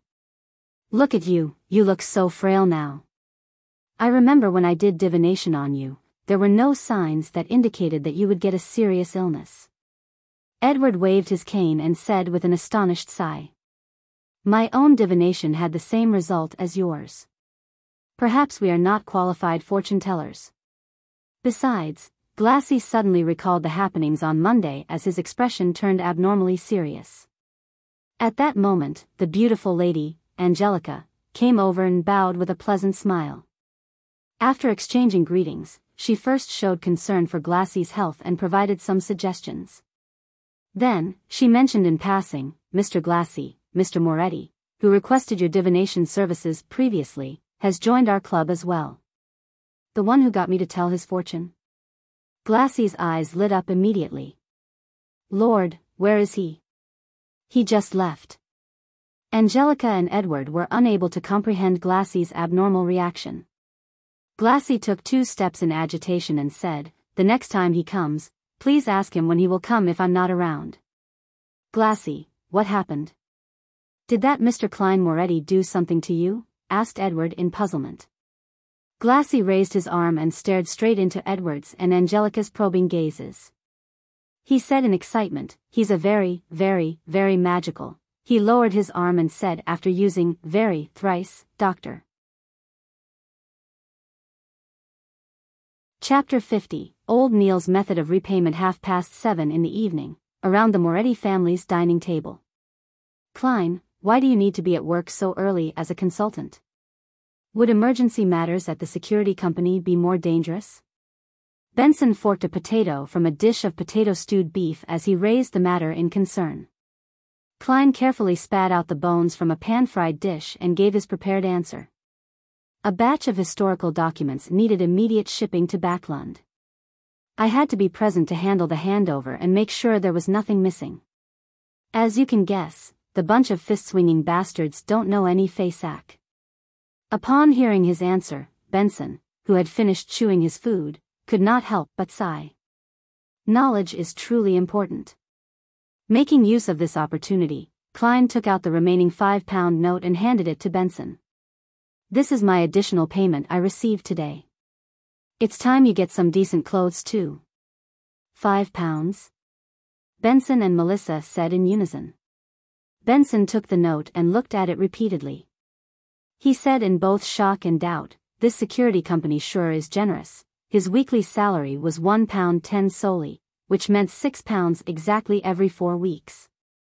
He only earned £1 additional from this additional payment. And with that salary, he had managed to support his siblings, giving them a decent place to stay and allowing them to eat meat 2 to 3 times a week. Every year, they could get a few new clothes. Are you doubting me? Klein deliberately returned with a question. Benson chuckled. I doubt you have the ability nor the guts to rob a bank. You aren't someone who can lie, Melissa answered seriously after lowering her fork and knife. I am now someone used to lying. Klein immediately felt a little ashamed. Although it was a result of the circumstances of his reality, his sister's belief in him left him melancholic. It was relatively urgent and important today. I also played a crucial role, which is the reason for the £5, Klein explained. In a way, what he said was the truth. As for the £5 that he would be reimbursed with, the one he would use to join the divination club, he planned on concealing it. Firstly, if he brought £5 home again, he would truly scare his siblings, making them suspect he was doing something illegal. Secondly, he had to save to buy additional materials to practice being a seer and to grasp more mysticism knowledge. Benson bit off a mouthful of wheat bread in satisfaction and thought for more than 10 seconds. The work I'm at doesn't need any decent clothes. Well, to be precise, the clothes at home are sufficient. Without waiting for Klein to persuade him, he suggested, with this additional income, we would truly have savings. I plan on buying a few books on accountancy and studying. Klein, Melissa, I do not wish that my weekly salary remain below £2 in 5 years. As you know, my boss and manager have shit for brains. Their mouths stink the moment they open them. Excellent idea, agreed Klein. He also took the opportunity to steer the conversation. Why don't you read some of the grammar books in my room? To be truly dignified and to earn a handsome pay, that's something rather critical. Perhaps, in the times to come, the civil servant examinations will appear in Lone Kingdom. Preparing ahead of time would give him the advantage. Benson's eyes lit up when he heard that. I've indeed forgotten about that. Here, let's toast to a beautiful future. He did not drink rye beer. Instead, he poured clear oyster soup into 3 cups and clinked his cup with his siblings. After drinking the clear soup, he looked at his sister who was wrestling with the pan-fried fish. He chuckled and said, aside from Benson's books, I think Melissa needs a new dress too. Melissa looked up and shook her head incessantly. No, I think it's best to save it up. Klein finished the sentence for her. Yeah. Melissa nodded in agreement. In fact, if you do not seek the best fabrics and the newest designs, it would not be too expensive. We can save up the remaining money, said Klein in a manner which did not allow for disagreement. Benson added, Melissa, are you planning on wearing the old dress again to Selena's 16th birthday bash? Selena Wood was Melissa's classmate and good friend. She came from quite a good family background. Her elder brother was a practicing solicitor and her father was a senior employee of Backlund Bank's Tingen branch. However, the so-called bash was only a dinner invitation to friends where they chatted and played cards. All right. Melissa lowered her head and mumbled a response. Then, she ruthlessly forked a piece of stewed beef. After a short silence, she suddenly recalled something and looked up abruptly. Mrs. Shoud from next door got her maidservant to send a calling card over.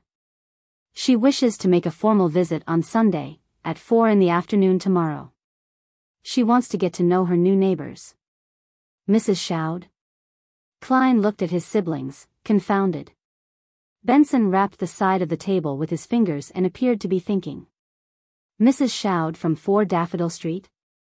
I met her husband before. He's a senior solicitor. Senior solicitor. Perhaps he knows Selena's brother, said Melissa with some hints of delight. We are at 2 Daffodil Street. Klein nodded slightly. It's imperative we get to know our neighbors, but as you know, I still have to be at the company on Sunday. I only have time off on Monday. Please pass my apologies to Mrs. Shoud. With that said, he suddenly recalled the neighbors of his former life when he was young, as well as the neighbors in the apartment from Iron Cross Street. He was amused as he sighed lightly. To have formal visits. Shouldn't neighbors get to know each other through natural interaction? Klein, that's because you aren't aware. You have read a lot of newspapers recently, but you have not broached the magazines catered towards families and middle-aged women. They placed families with an annual income of £100 to £1,000 as middle class. They promoted it as the framework of the entire kingdom and praised how the middle class doesn't have the arrogance of the aristocrats and the wealthy, nor are they as crass as the low-income brackets. Benson lightly and happily explained, these magazines impart many simplified ceremonies which the aristocrats practice in their interactions. As such, it becomes a target of the middle class. Thus, this results in the differences between intimate calls, semi-formal calls, and formal calls. As he spoke, he shook his head and chuckled. Typically, gentlemen, madams, and ladies who view themselves in this class will be very particular about details. They will visit their neighbors and friends from 2 to 6 in the afternoon. It's known as a morning call. Morning call? Klein and Melissa asked in surprise. Why was a visit from 2 to 6 in the afternoon a morning call? Benson put down his fork and knife, threw his hands up, and smiled. I do not know why either. All I did was read the magazines my female colleague brought. Yeah, perhaps it's because they wear their morning gowns to make the call. Morning gowns were a form of formal attire worn during mass or gatherings. Later, it was considered as formal attire for the day, different from the formal attire for evening functions. All right. Remember to buy some good coffee powder and tea leaves in the afternoon. Buy some muffins and lemon egg tarts from Mrs. Smyron. We must not ill-treat our neighbors. Klein chuckled as he dipped his remaining bread into the meat sauces, grabbed some potato and put it into his mouth. The next morning was a Sunday morning. Klein finished the last mouthful of inferior tea, put down the newspapers, and wore his half-top hat. Picking up his silver-inlaid black cane, he sauntered out the door and took a public carriage to Zutland Street. He greeted Roseanne, who was planning to sleep in the break room after finishing her night duty. After which, he went all the way down to the basement. After turning a corner, he met a Nighthawk member, Sleepless Royale Radine.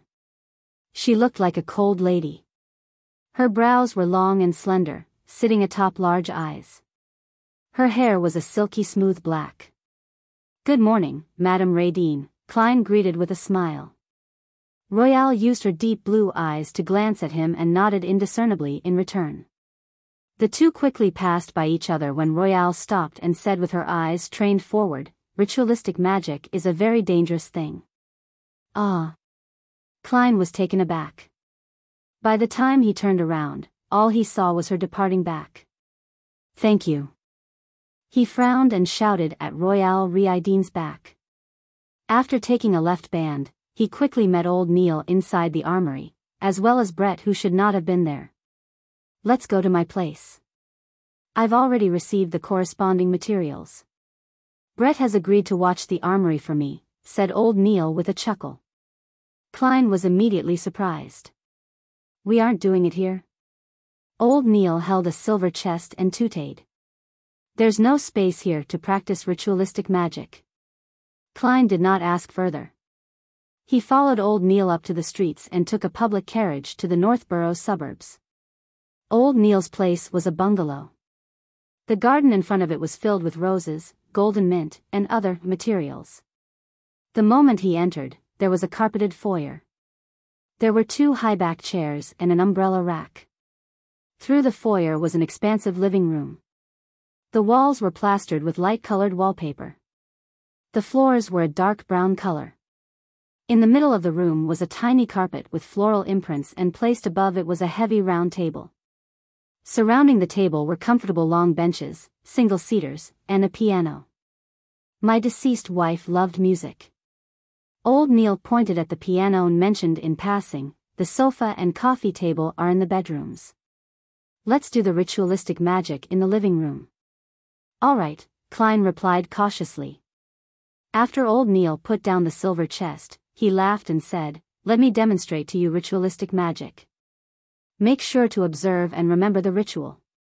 As he spoke, he took out a fake goatskin parchment from the chest. It was specially made, and it had strange pictures drawn on it with black ink that exuded a serene fragrance. Klein kept watching and finally discovered that old Neil was seemingly, likely, possibly drawing an IOU. When old Neil filled in the corresponding field with the number 30 and the corresponding pound symbol, Klein could not help but ask out of puzzlement and confusion, "Mr. Neil, what kind of ritualistic magic are you doing?" Old Neil coughed and answered very seriously, "I'll be using magic to settle that debt of £30 today." "You can do that?" Klein's eyes widened as his mouth gaped. Chapter 51, The Grounded Ritualistic Magic Using Magic to Settle an IOU? Is he trying to curse his debtor to death or create counterfeit notes? I might not have a solution to the problem, but I can finish you instead. All sorts of thoughts appeared in Klein's mind as he looked at old Neil with an oddly. He seriously considered the possibility of calling the cops, of informing the Nighthawks. Old Neil shot a glance at him and said peeved, "I can see ignorance, foolishness, and the weak and shameless disbelief in your eyes. Didn't Dunn tell you the maxim of the mystery priors? Do as you wish, but do no harm." Although this maxim originated from the secret and evil Moses Ascetic Order organization, Beyonders who choose the path of Moses Ascetic Order have proven that it's right through their own experiences. As long as one strictly abides to it and shows the needed fear and reverence, the risk of losing control will be minimized. The contrary has similarly been established. Your suspicion towards me is an insult to mystery priors. Sorry. Klein did not hesitate to apologize. He had indeed forgotten that Dunn Smith had once mentioned the maxim. Old Neil was not truly angry. In a blink of an eye, he chuckled. A pity. Very few Beyonders choose to be seers. There is no corresponding maxim to help you. But I have Emperor Roselle's diaries. Yes, strictly abiding to the maxim has a hint of acting. Klein suddenly came to this thought as he nodded as if in deep thought. Old Neil did not continue. He removed the vases and other items from the round table and placed them in a corner. Immediately following that, he took out both a crimson red and black candle from the silver chest. He explained, if ordinary people attempt ritualistic magic, they have to follow the results from astromancy or read corresponding manuals. They have to choose suitable dates and times. For example, the day representing the goddess, the period when she rules over the moon. But for us Beyonders, especially Beyonders good in this domain, there's no need for that. Our acute spiritual perception and potent astral projections are key. Of course, if you are not confident about the ritualistic magic you are attempting, it's best to choose a suitable date and time. It can increase the probability of success. Right. This is based on a premise. Remember carefully to abide strictly by the rules. Old Neil placed 2 candles and turned to the side and looked at Klein, saying very solemnly, low-sequence Beyonders are not strong enough. Almost all the ritualistic magic they can perform are the seeking of external powers and help. Therefore, you can only consider orthodox divinities like the goddess or the Lord of Storms. Absolutely do not attempt to communicate with the unknown or unpredictable existences. Even if people believe in them or the promises recorded are filled with enticements. Believe me, don't take any chances. As long as you attempt once, you will go down a slippery slope into the abyss with no return. Any work or resistance will only slow it down with no way to change the trajectory. I'll remember, Klein said in a deep voice. However, he felt a little afraid. My luck enhancement ritual has apparently sought power from an unknown and unpredictable existence. Furthermore, I have gained powers capable of pulling people into the fog that even a senior Beyonder like the Hanged Man finds unbelievable. Well, at least I think he is a senior Beyonder. Thankfully, I haven't gone mad or have any signs of losing control. While worrying over this, he proactively changed the subject. So, Nighthawks should seek the help of the goddess? No one will stop you if you pray to the Lord of Storms. However, we are unable to tell from our ritualistic magic whether he replies with malicious intent or not. The outcome will be distorted in unpredictable ways. Old Neil successfully made Klein give up the idea in a joking manner. There was no so-called best, only necessary. After his exhortations, Old Neil picked up a crimson red candle and said, by using candles made of moonflowers and dark red sandalwood, it will represent the goddess's identity as Lady of Crimson in the ritualistic magic. He pointed to the black candles and said, candles made of night vanilla and slumber flowers represent the night. As he spoke, he placed the black candle on the top left end of the round table while the red candle was placed on the top right end. Why do we symbolize the goddess with only 2 candles? She is also the mistress of calm and silence, empress of disaster and horror, and mistress of calm and silence. Old Neil chuckled. That's right. This is something I wished you asked. Before their fall, the Moses ascetic order had a very good relationship with the church. Their beliefs and results on ritualistic magic have heavily influenced us. They believe that all objects are numeric. Every number has a spirituality, and in ritualistic magic, 0 represents the unknown or chaos. It symbolizes the state of the universe before it was born.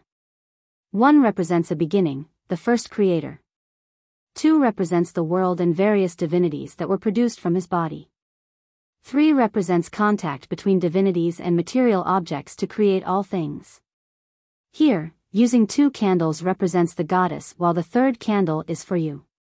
Which 2 candles and which 2 symbols to have depend on the intended effects of ritualistic magic. 3 begets all things.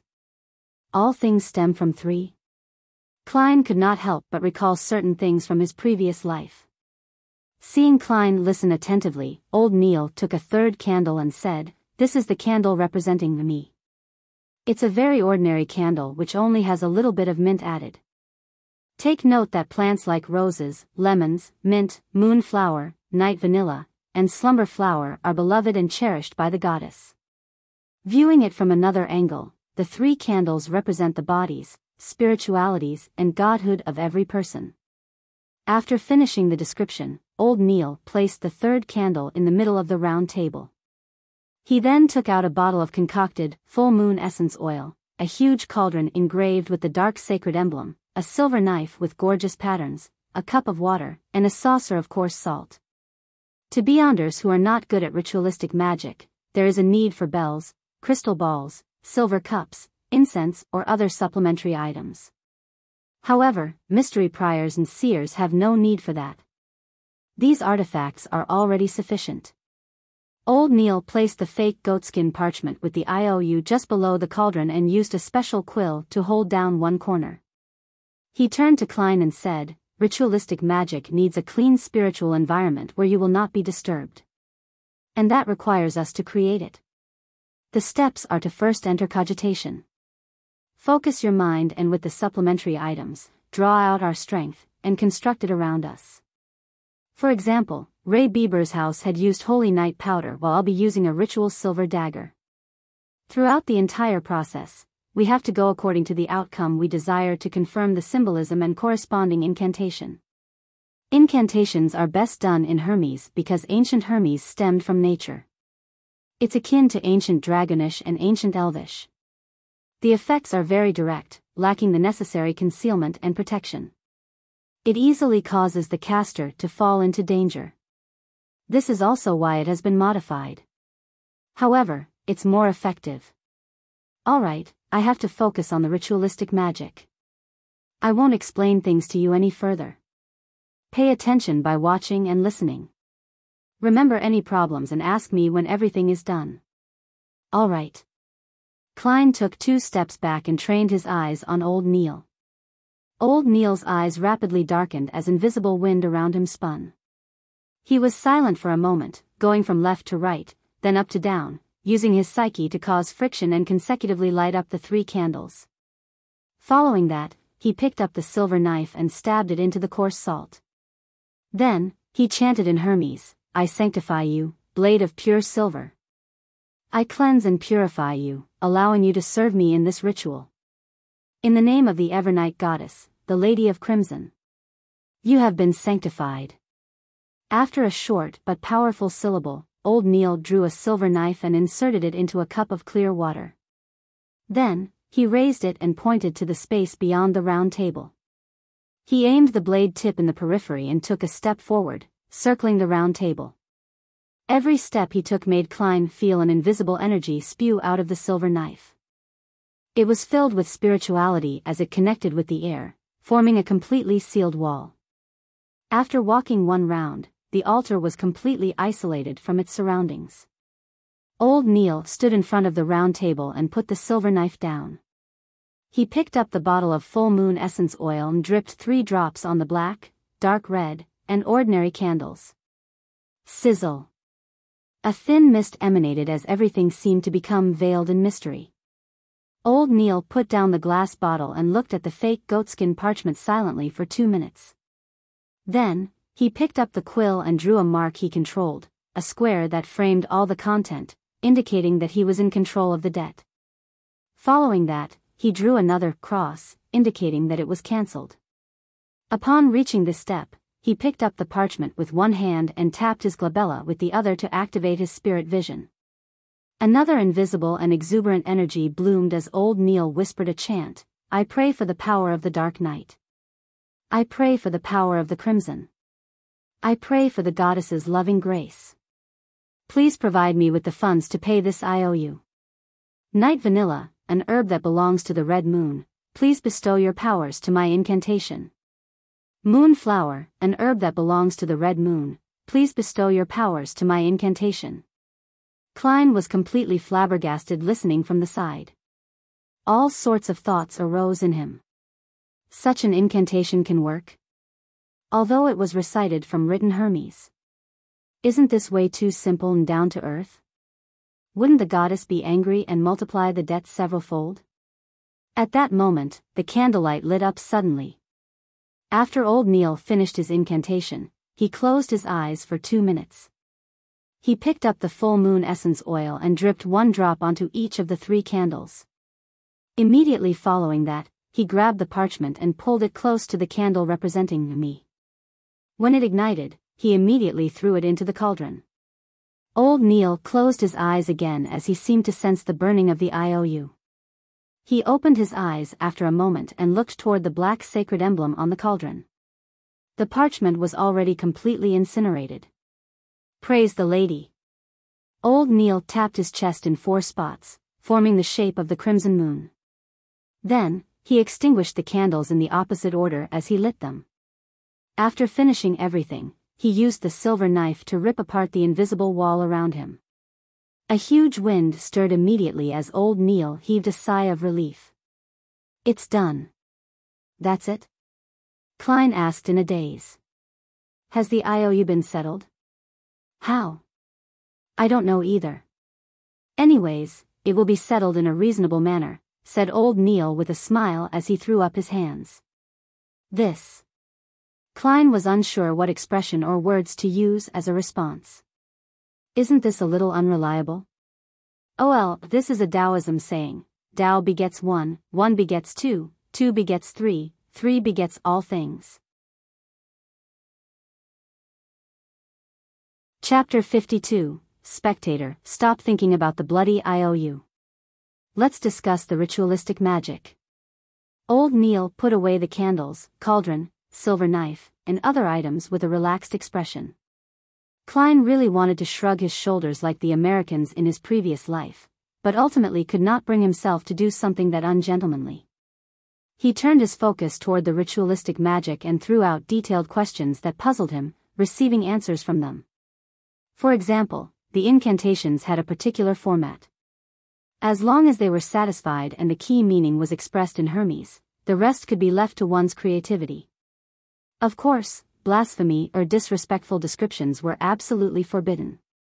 The mysticism class lasted until noon before old Neil coughed twice. We have to return to Zutland Street. With that said, he grumbled in an indistinct manner, to get these bloody materials, I miss my beloved breakfast. Klein looked around both amused and puzzled. Mr. Neil, do you have a chef? Or a maidservant in charge of cooking? A weekly salary of £12 could hire several servants. According to the newspapers, with board and lodging provided, hiring an ordinary chef cost anywhere between 12 to 15 soldi a week. It did not even need £1. A maidservant to do miscellaneous chores was even cheaper. Their weekly salaries ranged between 3 soldi 6 pence to 6 soldi.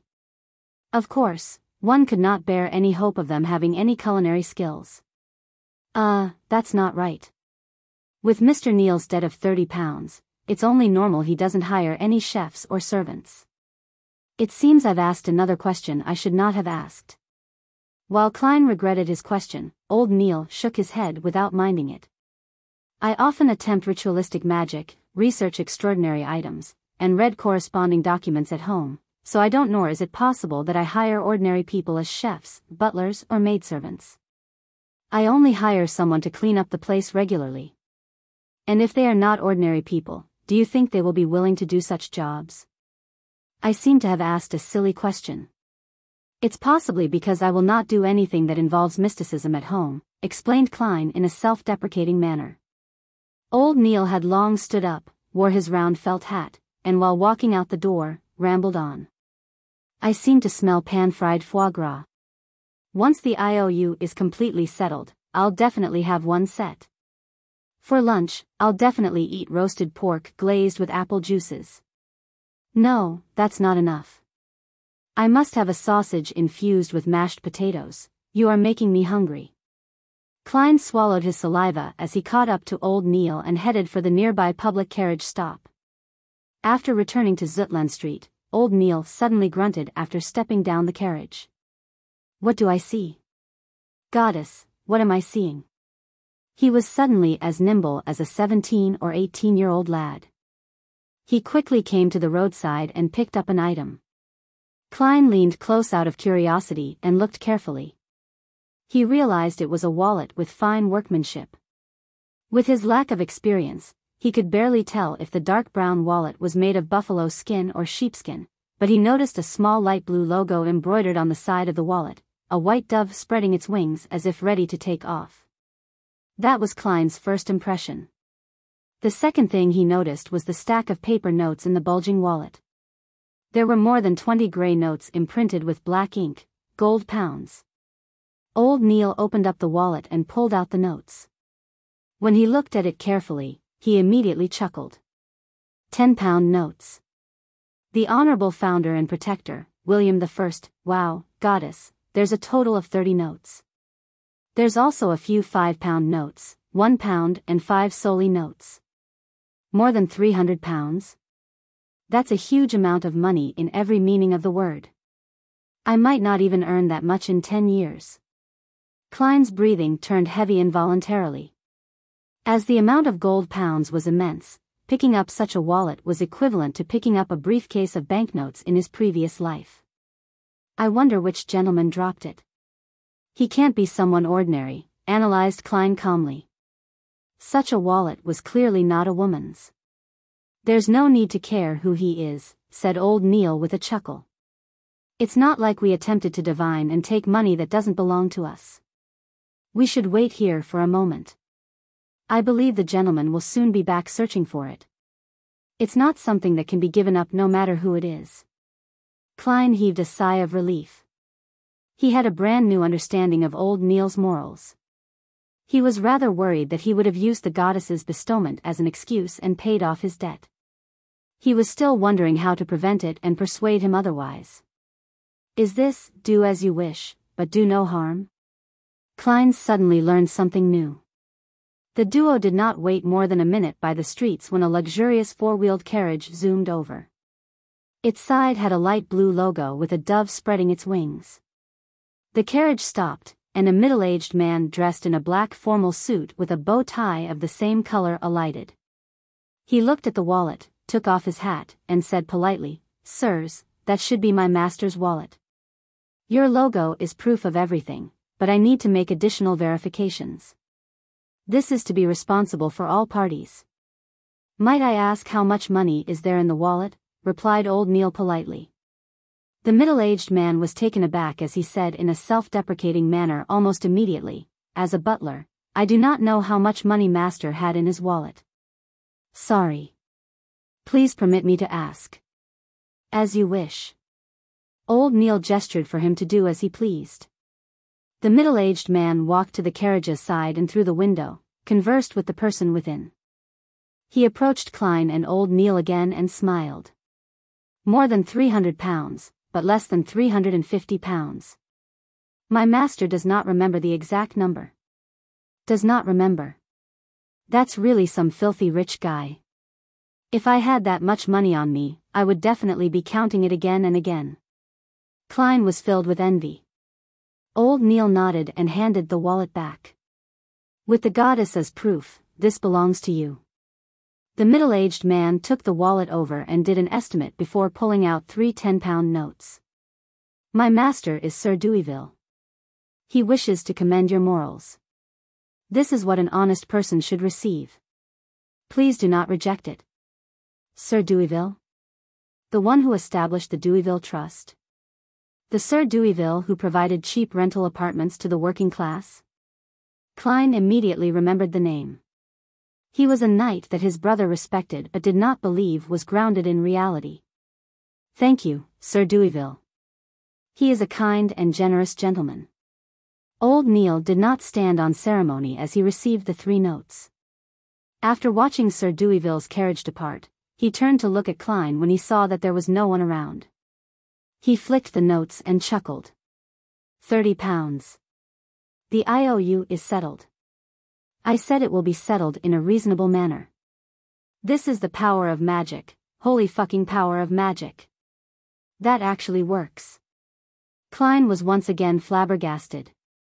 A few minutes later, he entered the building stairwell and while heading to the security company, he asked puzzledly, "Mr. Neil, why didn't you ask for more money? Do not be greedy. One must take care not to be greedy when doing ritualistic magic. Temperance is a critical trait needed by every mystery prior if they wish to live long, explained old Neil happily. In a huge ballroom, candles were burning on a few chandeliers, emitting a fragrance that soothed the minds of people. By the sheer number of candles, they produced a light in no way inferior to that of gas lamps.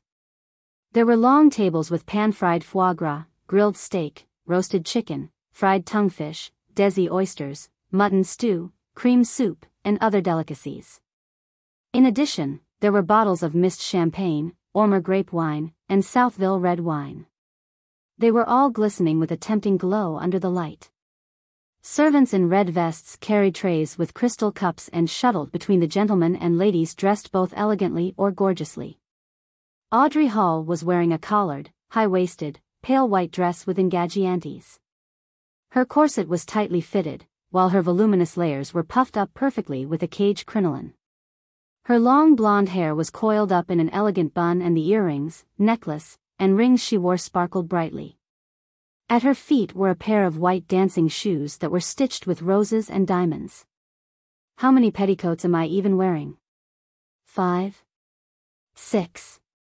Wearing white silk gloves, Audrey caressed her crinoline gently with her right hand. Her left hand was holding a glass of clear champagne.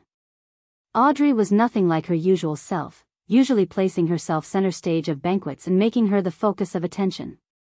Instead, she avoided the bustle and quietly stood in the shadows of hanging curtains by the French windows. She took a sip of champagne as she watched the crowd as though she did not belong. Count Wolf's youngest son is chatting with Viscount Conrad's daughter. He likes to move his forearm to reinforce what he says. The bigger the movement of his forearm, the more unbelievable his words. That is something gleaned from experience. He can't stop trying to elevate himself by putting other people down. However, he can't help but feel guilty. It can be seen by the way he talks and his body language. Duchess Della has repeatedly covered her mouth while laughing with her left hand today. Ah, I see. She is showing off her pure ocean blue sapphire. Her husband, Duke Negan, is discussing the current situation with a few conservative nobles. Since the banquet began, he has searched for Duchess Della once. They almost never make eye contact. Maybe they aren't as in love as they pretend to be. Baron Larry has made Madame Parnes laugh 7 times. That's very normal, nothing strange about it, but why does she look at her husband with guilty eyes? Oh, they have gone their separate ways. That's not right, the directions they are headed leads to the garden. In the extravagant banquet, Audrey saw many details she never noticed in the past. There was an instant where she nearly believed that she was watching an opera. Everyone is a good opera actor. She sighed silently as her eyes remained limpid. At that moment, she suddenly sensed something and turned her head. She cast her gaze onto a dark corner in the large balcony outside. In the shadows was a huge golden retriever sitting there silently. She was looking inside at Audrey while half her body was hidden in the darkness. Susie. The corners of Audrey's mouth twitched as her expression instantly changed. She could no longer maintain her state as a spectator. Chapter 53. Listener. An ancient 3-masted sailboat was navigating through a tumultuous storm in the sea. It was not fast and its displacement was lacking. With the weather and the sea looking like a cataclysmic scene, the sailboat was like a withered leaf separated from its tree. However, regardless of how the typhoons rampaged or how terrifying the waves were, it continued sailing peacefully without any signs of tilting. Alger Wilson stood on the empty deck as he looked at the massive waves that resembled mountains. His thoughts were a mystery. It's going to be Monday again, he muttered silently to himself. It was the day belonging to Mother Earth, the beginning of a series of waxing and waning. However, it meant something different to Alger. It belonged to a mysterious existence forever enveloped in grayish-white fog. At least I haven't been reduced to a madman. He stopped looking around as he gave a self-deprecating chuckle. At this moment, one of the only few sailors he had leaned over and asked reverently, Your Grace, where are we setting course for this time? Alger surveyed his surroundings and said in calm voice, "Pursue the listener from the Aurora Order." The storm subsided as mist emanated. On a strange sailboat with cannons on board, an 8 or 9-year-old boy with soft yellow hair was looking at pirates around him in fear. They were disorderly, some enjoyed barrels of beer, some swung around with ropes, others mocked each other, and some even fought with their fists. He turned to look at a black-robed man standing in the shadows. He suppressed his voice and asked, "Father, where are we going?" 5 days ago was his first time seeing his father, a father who proclaimed to be an adventurer. If not for the oil painting his late mother left him that confirmed his father's identity and the fact that the orphanage had opened its doors to him, he was absolutely unwilling to leave his hometown and follow his only kin who was also nearly a stranger. The man in the shadows lowered his head and looked at his son. With an amiable expression, he answered, "Jack, I'm bringing you to a holy place, a holy residence where the Creator once lived." "Is that the kingdom of God?" "We mortals can only enter by winning His grace." Jack had been well educated by his mother and knew this much. He was both surprised and fearful about the matter. Standing in the shadows, the man had an unforgettable jawline as though he was a sculpture chiseled by the best artisan. He placed his hand to his ear and made a listening pose. He replied in a tone that sounded like sleep-talking, "Jack, mortals are a wrong concept. The Creator created this world and He is everywhere. He exists in every living being. Therefore, all beings have godhood. Once the godhood attains a particular level, they can become an angel. The 7 fake gods at present are only powerful angels. Look, I can now hear the teachings of the Creator. Ah, how extraordinary is this revelation! Life is only a tour of the spirit. When the spirit is sufficiently potent and resilient, we can find our godhood and fuse with even more godhoods." Jack could not understand the complicated description. He shook his head and asked another question he previously did not have the chance to. "Father, I heard from Mother that after the Creator created this world, He split into all beings and does not exist in actuality. Then, why does His holy residence exist?" As a 7 to 8-year-old child, he was logical. The man with the chiseled face was taken aback. He turned his head away as though he was listening to more murmurings. Suddenly, he slumped down, knees on the deck. His exposed skin protruded black shards. He clenched his head with both hands as his expression warped and he shouted in extreme pain, "They are lying." After lunch, having had old Neil promise him that he would bring him to the underground market the next time he went, Klein slowly returned to the Blackthorn Security Company. He chose the 2 options of reading the documents in the staff office and practicing his abilities or take the opportunity to go out and act as a seer in the Divination Club before Captain Dunn stopped him. However, before he could make the decision, he saw Dunn Smith walk in. He was dressed in the usual black windbreaker and half-top hat. "Captain, any updates?" Klein thought of the whereabouts of the Antigonus family's notebook as he asked with concern. Without showing any signs of fatigue in his gray eyes, Dunn said, "The facts have corroborated that the Antigonus family's notebook is in Ray Bieber's hands. However, he has vanished completely. I have already informed the various Nighthawk teams of this matter through a telegram. They were requested to pay attention to the various piers and steam locomotive stations. The first batch of printed portraits was mailed out yesterday afternoon and will be printed in various major newspapers. How nice it would be if there were phones, fax machines, surveillance cameras, and big data. What a pity. I know how to use all of them and even understand a little of the logic behind it." Klein exhaled silently. "But regardless, we can consider ourselves as having found the notebook. And this is all thanks to you. Of course, it still needs another round of confirmations. I have already sent a telegram to the Backlund Diocese, requesting them to escort sealed artifact 2-049 here. It was once a dangerous item of the Antigonus family. It can help us know if Ray Bieber is a descendant of the Antigonus family. A grade 2 sealed artifact. Dangerous. They can be used with care and moderation."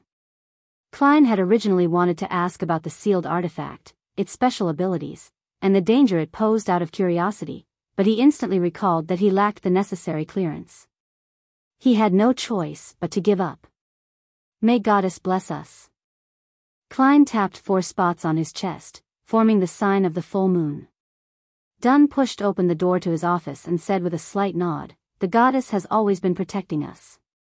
Klein, if you had not chosen Seer, you would be a formal member after this matter is verified. You could have chosen Sleepless, but pity.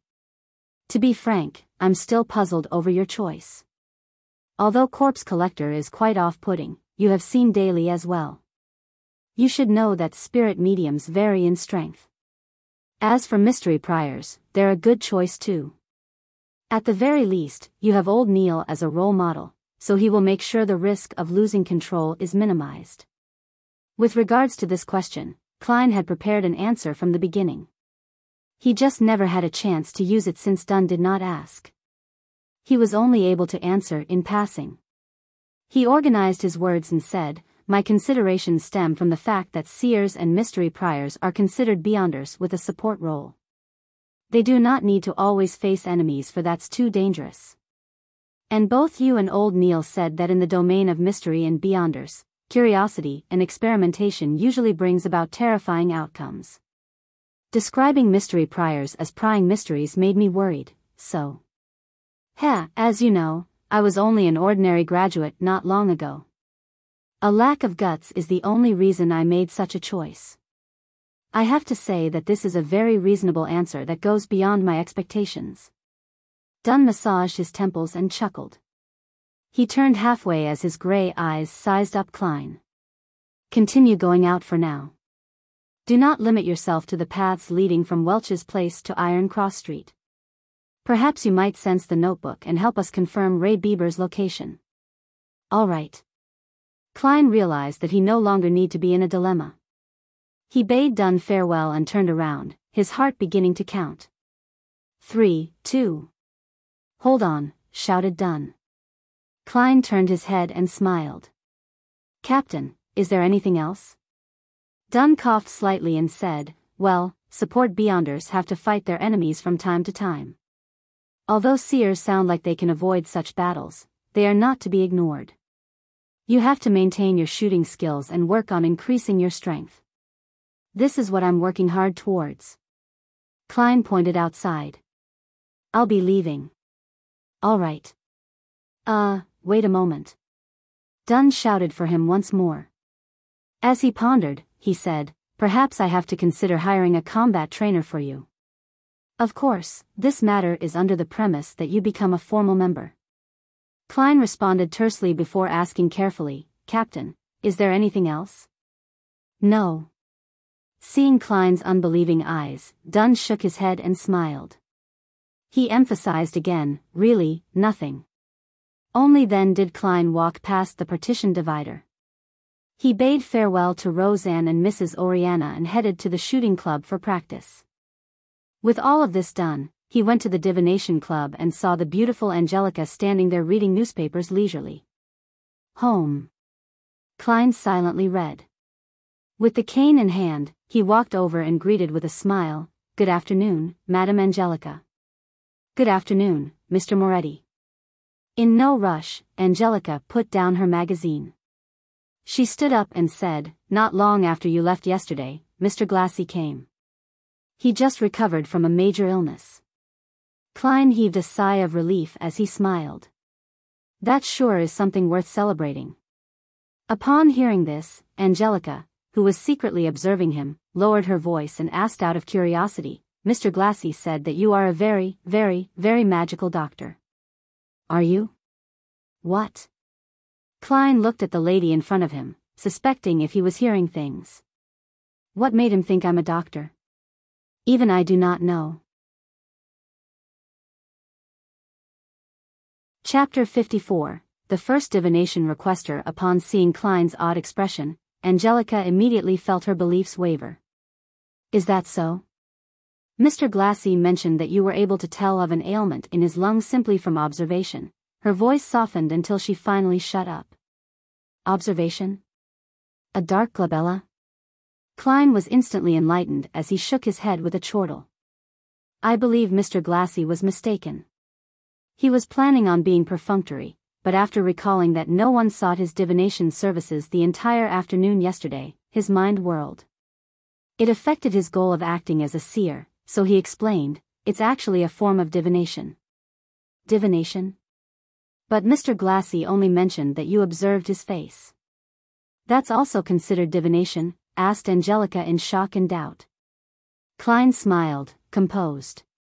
As a member of the Divination Club, you should know about palm reading, right? Palm reading was not patented by the Foodaholic Empire. Even on Earth, India and Old Europe had developed similar principles, much less in a world with beyonder powers. I know about it, but it seems you did not read his palm. Were you observing him in secret? Asked Angelica curiously. I was using face reading. Klein cooked up a lie. Its principles aren't very different from palm reading at a fundamental level. Really? Angelica's eyes were filled with disbelief. In order to develop his career as a seer, Klein chuckled. He pretended to be in thought as he tapped his glabella twice. He focused his eyes and Angelica's aura presented itself. Her head was purple, her limbs were red, her throat was blue. There was no problems with her health except for some colors being duller. However, that was a manifestation of ordinary fatigue. Klein then looked at her emotions. She saw orange mixed in with some red and blue. It also meant warmth coupled with some excitement and thought. Thankfully. After realizing that there was nothing abnormal about her, Klein planned on deactivating his spirit vision. But it was at that moment when he suddenly saw rich darkness hidden in the depths of her emotional colors. Furthermore, she is lacking a little of white, an eagerness to improve. Klein nodded while in thought. Mr. Moretti, were you reading my face? Seeing the young gentleman in black in front of her turn silent abruptly while seriously sizing her up, Angelica keenly noticed something. She asked in a half-curious and half-worried manner. Klein did not immediately reply. Instead, he tapped his glabella lightly as he wore a look of scrutiny. Just as Angelica was feeling unease, he said warmly, Madam Angelica, there are some sorrows and pains which you should not seal in your heart. Angelica's eyes widened as her mouth turned agape. However, she did not say a word. She looked at Klein in his top hat with an apparent scholarly bearing. He heard him use a deep, comforting and warm voice to say, you need to either go mountain climbing, a game of tennis, or perform a tragic play to exhaust your body due to exercising. Let your tears flow down uninhibited, then cry and scream. Express all those emotions. That will be very helpful to your health.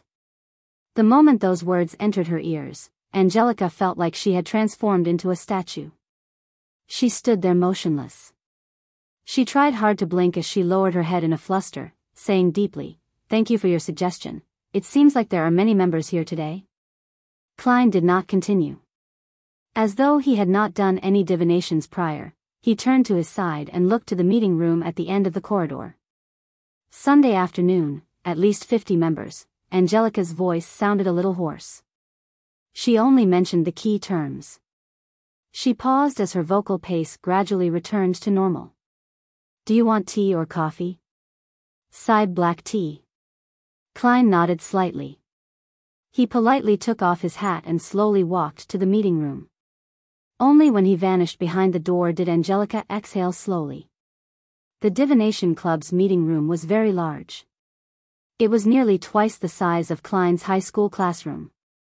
In the past, only 5 or 6 members would be present, making it look extremely empty. Now, there were dozens of fortune tellers sitting in different spots. They filled up most of the room. Sunlight shone into the room through the few oriel windows. The members were either discussing softly among themselves or asking Hanass Vincent questions. Otherwise, they were practicing and attempting divination or drinking coffee and reading newspapers by themselves. Such a scene made Klein feel like he was back to his schooling days on Earth. The difference was that it was noisier and more rowdy back then, without the tranquility of the meeting room. He looked around, but he didn't see familiar faces like Glassy or Edward Steve. So, He casually picked up a divination textbook, found a corner, and started flipping through it leisurely.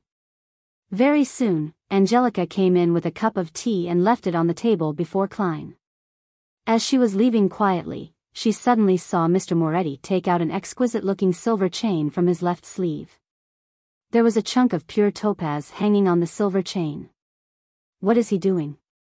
Angelica slowed down subconsciously and focused her gaze at Klein.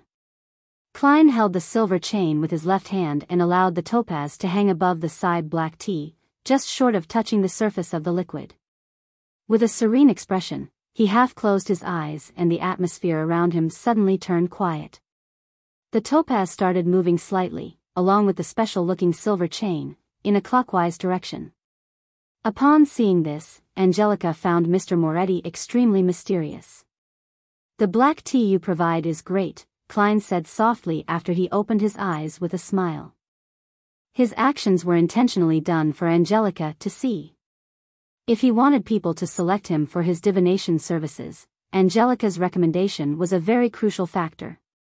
Since he wanted to act as a seer, Klein no longer had any reservations. He completely personified the identity.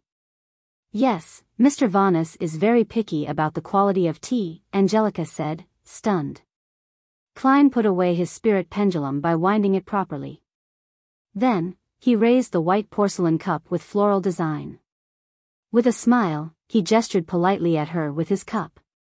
Angelica returned to the reception hall, but she no longer had the mood to read magazines. She sat there, gazing into the distance. It was a wonder what she was thinking about. This continued until there were knocks on the door. She jolted awake and hurriedly looked at the entrance, only to see a lady dressed in a light blue dress. The lady took off her veiled hat with a powder blue ribbon. She looked calm and melancholic. "Good afternoon, esteemed lady. Would you like to join the divination club, or are you looking for a divination?" Angelica asked like clockwork. "I want a divination." The lady had a beautiful pair of eyes hidden with sorrow, and she bit her lower lip as she spoke. Angelica guided her to the sofa and explained to her how the divination club worked in detail. She picked up an album and handed it over. "You can pick anyone." In her low spirits, the lady flipped through the album seriously. As there were too many club members there that day, there were too many choices. It left her quite upset. "Can you recommend one? From these few pages." She pointed at the middle section of the album, omitting the fortune tellers priced above 2 solely and those below 4 pence. Angelica took the album and looked at it for a few minutes. She deliberated her words before saying, "I suggest this gentleman." The lady who looked uneasy took a glance and realized that it was a fortune teller named Klein Moretti. "Mr. Moretti just joined the club. Is his divination reliable?" she asked worriedly. Angelica nodded with great affirmation. "Another member of the club and I are certain that Mr. Moretti is an outstanding fortune teller. If it wasn't for his just joining the club, he wouldn't take such low fees." "I understand." The depressed girl nodded. "I'll pick Mr. Moretti for a divination then." "All right, please hold on for a second." Angelica took the album and walked towards the meeting room. She came next to Klein and said with a suppressed voice, "Mr. Moretti, someone wants you to divine for them. Which room would you like to use?" That was effective. "My first business is here." Klein put down his teacup and nodded calmly as he said, "Topaz room." "All right." Angelica walked slowly ahead of him and led him to Topaz room before opening its wooden door. Klein sat behind the table that had various divination tools on it. He waited less than a minute before he saw a woman in a light blue dress walk in. She looked down and melancholic. Seizing the opportunity when she was closing the door, he tapped his glabella twice. "The yellow color in her stomach seems a little dull. The dark color of her emotions is very heavy, mainly worry and anxiety." Klein looked her over carefully and leaned backwards. He then lifted his hand to cut off his spiritual vision. "Good day, Mr. Moretti." The woman in the light blue dress sat down. "Good afternoon, how may I address you?" Klein asked politely, not carrying much hope of getting an answer. As a keyboard warrior, he knew that many people were not willing to use their real names during divination. You can call me Anna. The girl put her veiled cap aside. She looked at Klein with mixed anticipation and doubt, and said, would like to divine about my fiancé's situation. He traveled to the southern continent in March for a business deal. He sent me and his family a telegram last month on the 3rd, saying that he was going to set sail and return. But he did not return after 20 days. At first, I believed that his delay was due to the Berserk Ocean's weather, but as of today, it has been more than a month. The ship he took, the Alfalfa, still hasn't arrived at Enmat Harbor. The ocean that separated the northern and southern continent was called the Berserk Ocean. It was well known for natural calamities and its countless dangerous currents. If it was not for Emperor Roselle, who sent men to discover a few safer sailing routes, countries in the northern continent would still have yet to enter the age of colonization, let alone lay an underwater cable to complete a transoceanic telegraph. Klein looked at his very first client of his career as a seer and asked carefully, which divination method do you wish to use? Chapter 55, Revelation. Anna, with her beautiful eyes, hesitated for more than 10 seconds. You can choose any type that you believe will be accurate. You are the fortune teller, while I'm not. Of course, apart from cards, including tarot, I have also attempted studying them at home. I always felt they were more like toys or a game. Klein thought for a moment, his wrists leaning on the edge of the table. He steepled his hands before his face, his gaze peaceful.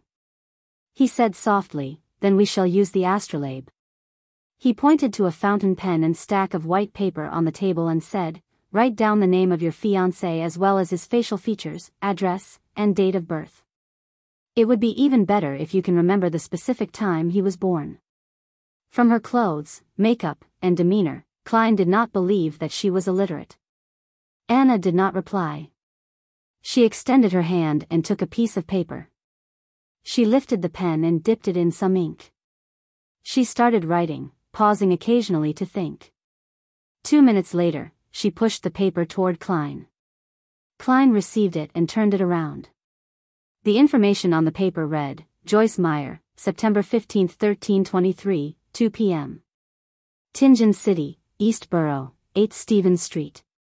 Short blonde hair, aquiline nose. With just a short glance, Klein quickly calculated the person's spiritual number. 1 plus 5 is equal to 6 in the study of spirit numerology and mysticism. Adding the numbers of the day the person was born was called their birthday path number, affecting the person's life before 27. Birth month path number, calculated by adding the numbers in their birth month, affected their life from 27 to 54 years old, while the birth year path number, calculating the numbers in their birth year, affected their life from 54 years old onward. It was July 1349, so Joyce was not yet 27, thus, Klein immediately calculated the birthday path number. The number 6 represented a balanced and harmonious life, with a heart for giving and a decent marriage or engagement. Following this, he quickly calculated Joyce's year path number. The so-called year path number was calculated by replacing the birth year with the current year. The digits were then added with his birthday path number and birth month path number to get a general understanding of the person's luck for the year. 1 plus 3 plus 4 plus 9 is equal to 17, 1 plus 7 is equal to 8, 8 plus 9, birth month path number, plus 6, birthday path number, equals 23, 2 plus 3 is equal to 5, his year path number is 5, signifying that he would meet with change and accident. He would be required to take certain risks. Klein made a silent judgment after consolidating the facts. He confirmed that the information Anna gave was correct. He retracted his gaze from the paper and turned it toward Anna. Mr. Meyer set off on his journey on the 3rd of June. If he did not lie, that is indeed the case. Anna bit her lips. All right. Klein took the fountain pen and made a note of that. He looked at Anna with his dark brown eyes and said gently, I will begin creating the astrolabe now. I will need some time and absolute silence. Do you mind waiting outside? Angelica will provide you with a cup of tea or coffee. All right. Anna knew that some fortune tellers had their eccentricities, so she stood up unsurprised. She took her hat with the light blue ribbon and left the topaz room. Klein locked the door and returned to the table. He followed the information and set up the astrolabe, including elements such as his horoscope and locations of the corresponding planets and stars. Throughout the entire process, he did not open the astromancy manual. He completed the setup based on his memory. Over the past few days of his mysticism studies, Klein realized that he could easily grasp and understand anything about divination, quickly turning it into instinct. Perhaps that is the ability of a seer. He completed the astrolabe and felt satisfied. He felt as though his body, heart, and soul had relaxed considerably. As he looked at the outcome, he followed the path of the horoscopes and planets, as well as other supporting details to roughly deduce that Joyce Meyer had met with an accident but would ultimately survive it. At this point, the divination was technically complete. But Klein wanted to pay much attention to his first business transaction. He hoped to build a reputation to aid in acquiring future jobs.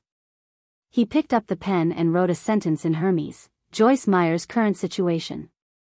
He read the sentence silently and memorized the information on the piece of paper, repeating it again and again. After 7 times, Klein grabbed the piece of paper and leaned back into his chair. He imagined the sphere of light and his eyes became darker, allowing him to quickly enter a state of cogitation. The surroundings took on an ethereal quality. A formless, boundless fog stretched above him. Klein recalled the contents of the piece of paper, then relaxed. He fell into a deep sleep in this state. He was using a dream divination technique. Repeating the question, remembering the details, and then allowing his astral projection to roam the spirit world in a dream would allow him to gain revelations. Ordinary people also had this sort of experience sometimes, but it was hard for them to recall, as the signs in their dreams were more complicated and garbled. A seer would not have such a problem, for they could see the images directly. The surroundings began to turn hazy as Klein turned half asleep. In the contorted fantasy, he saw a blond young man with an aquiline nose. He was swimming frantically in a sea of blood, nearly engulfed by the waves. But in the end, he managed to escape to shore. The image shattered and changed. Klein saw a blue house with a toy windmill at the door. That blond young man was entering the house slowly, seemingly in joy. At this moment, the image changed once again. Klein realized that he was inside a magnificent palace. The walls were destroyed and damaged beyond repair. Moss and weeds grew in multiple areas. Through the holes in the walls, he could see a mountain peak and clouds clinging close to it outside. Atop the palace was a huge throne carved out of stone. It was adorned with dull gemstones and gold. It looked as though it was not prepared for a human. This giant throne was empty and mottled, as if it had been washed over by the ages. Klein looked around in confusion. He did not understand why he would be dreaming of such a scene. His turbid mind turned sharp as he subconsciously walked out of the palace in an attempt to ascertain where he was. Suddenly, he felt a gaze fall upon him. It was a gaze that came from behind. Klein suddenly turned around and stared towards the giant stone throne, only to see a scene of countless transparent maggots slowly twitching and growing. Klein gasped. He opened his eyes and woke up from his dream. Crystal balls, tarot cards, and the prepared astrolabe entered his vision. Reality quickly replaced fantasy. The initial dream was the result of the divination, but what was the later dream about? It seemed to be targeted at me. Klein put the piece of paper down. He rubbed his temples and contemplated. He could confirm that it wasn't his fear projecting itself in the form of a dream, for he was doing the divination himself. A palace not meant for humans on the peak of a mountain. The silent stare. The contorted and weird scene of the maggots. Klein silently guessed as he recalled. Has the luck enhancement ritual communicated with that existence? Or is it a result of the Antigonus family's notebook? Right, that notebook mentioned the nation of the Evernight in the Hornaces mountain range. The palace in the dream was on a mountain peak. He made a simple deduction and was relieved that he had picked Seer. According to old Neil, mystery priors could also divine through dreams, but they weren't as effective as a seer. Sigh, it sure isn't letting me go. All I can hope for is the early capture of Ray Bieber. Klein collected himself and picked up the piece of paper with the diagram of the astrolabe. He slowly walked towards the door. He opened the door and headed to the reception area. He saw Anna looking out the window, completely ignoring her cup of black tea. "Ah, Mr. Moretti, is there a result?" She saw Klein in her peripheral vision and stood up in a hurry. Klein did not answer her immediately. Instead, he asked according to the revelation he received from the dream, "Does your house, or Mr. Meyer's house, have a toy windmill?" Anna's eyes widened, shocked into silence. After a while, she muttered, "That was a present he gave me. It is by the door at my house." "How did you know that? Can this be divined?" Klein smiled and spoke with a gentle tone, "Congratulations, Miss Anna. Mr. Joyce Meyer is currently a guest at your place. If you rush back, you should still be able to meet him. He just experienced a calamity, an unimaginably painful journey. What he needs now are not questions, but consolation and a warm hug." "Really?" Anna asked in disbelief. The fortune tellers she knew would never speak with such certainty or give such firm conclusions. "You will know if you go back immediately," Klein replied with a gentle tone and smile. "Oh, Lord of Steam, is that true? Has my poor Joyce returned? Are you certain?"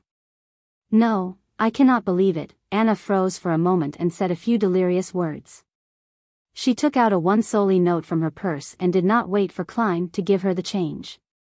She broke into a small jog as she left the Divination Club, taking a carriage back home. "Does this include my tip?" Klein looked at the note and shook his head with a laugh. A two-wheeled carriage steered quickly across the streets and entered East Borough. Anna watched the streets sweeping past her, feeling a mixture of unease, anticipation, and fear. It did not take long before the toy windmill entered her field of vision. She got off the carriage, showing no care for her bearing. She staggered quickly towards the door and rang the doorbell. The door creaked open, revealing a blond young man dressed in a black formal suit. He was haggard, but his eyes carried a glint of joy. He had an aquiline nose. "I thought that I would miss you today," Joyce said with a smile. "Oh, exalted Steam, you really are back." Anna rubbed her eyes, exclaiming in pleasant surprise. What the fortune teller said was true. No, that was a real seer. It was simply fascinating. Thoughts welled in her mind as Anna pounced forward with tears in her eyes and gave her fiancé a warm hug. The two of them hugged silently outside the grayish-blue house. The toy windmill turned slowly, seemingly tossing all their difficulties far away. Chapter 56. Escape from the sea. In a rather spacious living room, Anna and Joyce were seated on different sofas, separated by Anna's parents. Joyce sighed with a satisfied expression and said, "Exalted Steam, I am so lucky to come back alive, to be able to see Anna again." "My poor Joyce, what happened?" Anna couldn't help but ask with concern. Joyce took a glance at his fiancée, and his expression turned grave. "I still feel terrified to this day. I keep waking up from my dreams again and again. 5 days after the Alfalfa left Caesar Pier, we came across pirates, scary pirates. The only fortunate thing was that their leader's name was Nast. The pirate that calls himself the King of the 5 Seas?" Anna's father, Mr. Wayne, asked in shock.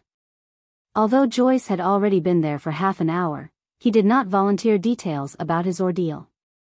He appeared to be fearful, perturbed, and uneasy. It was only after Anna returned and hugged him that he finally appeared to put it behind him. Yes, due to his declaration of being a descendant of the Solomon Empire, the King of the 5 Seas, Nast didn't believe in killing captives. Hence, we were only robbed and didn't lose our lives. His subordinates even left us sufficient food, Joyce said as he recalled the ordeal. His body started to quiver, but he continued to describe his deepest and scariest nightmare. "I didn't lose much of my wealth.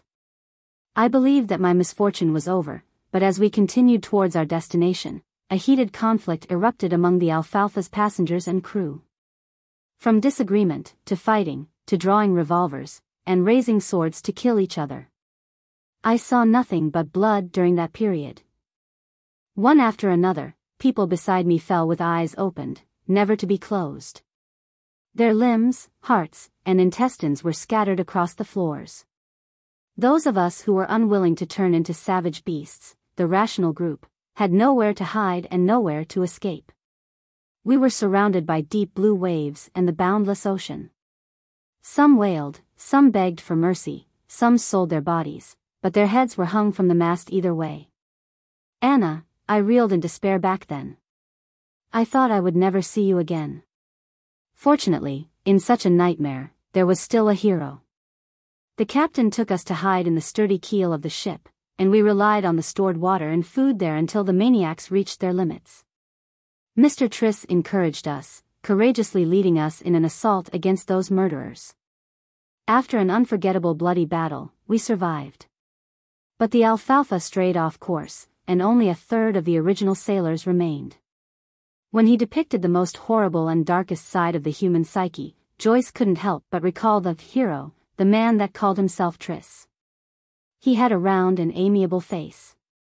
He was shy like a girl and enjoyed staying in a corner. Only people whom he was familiar with knew that he was a very good conversationalist. But it was such an unremarkable boy who stood in front of everyone with determination in the worst of days. Oh, exalted steam, my poor Joyce, you went through such a heartbreaking ordeal. Thank God, praise be to God, he prevented us from eternal separation. Tears welled up in Anna's eyes as she constantly dotted 3 points to form a triangle, the sacred emblem for steam and machinery. Joyce revealed a faint pale smile. This is the reward for our faith. The Alfalfa then went through storms, lost its course, and after surmounting one challenge after another, arrived at Enmat Harbor.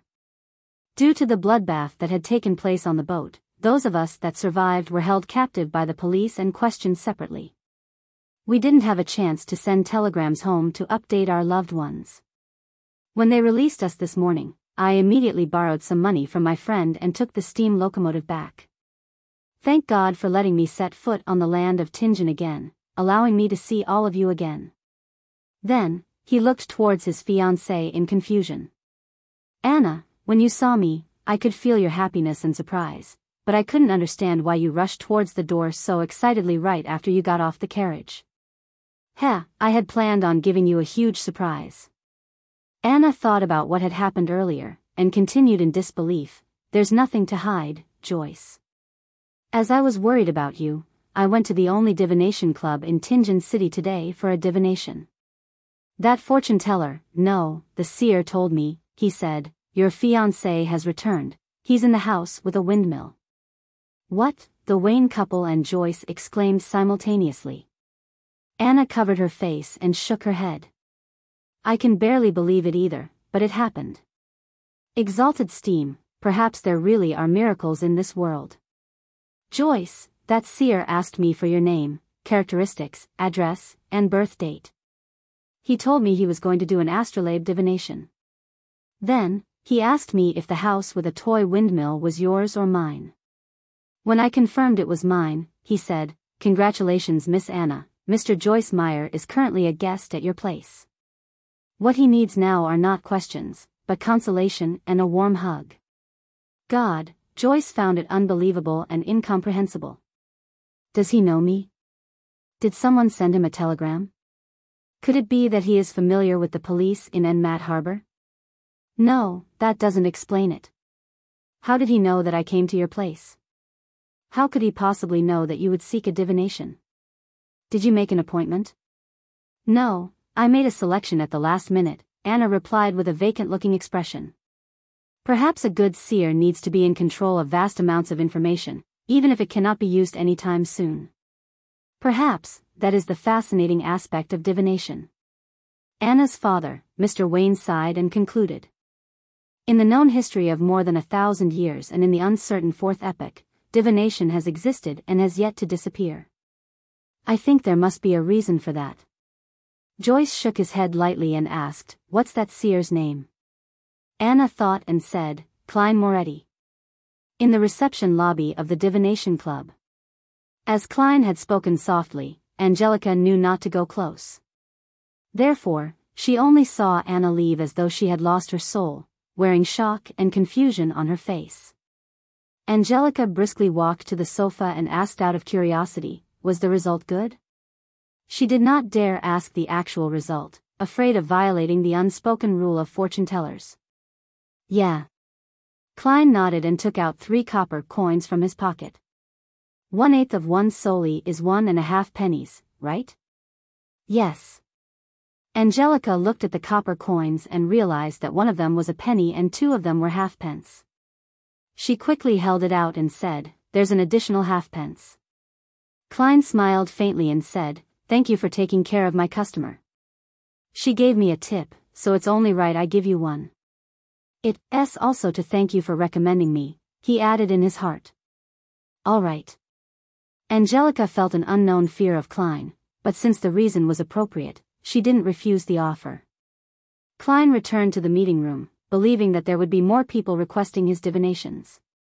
However, he did not receive a second customer by 40 minutes past 5. It wasn't because the Divination Club's business was poor, but because most people had already chosen a fortune-teller.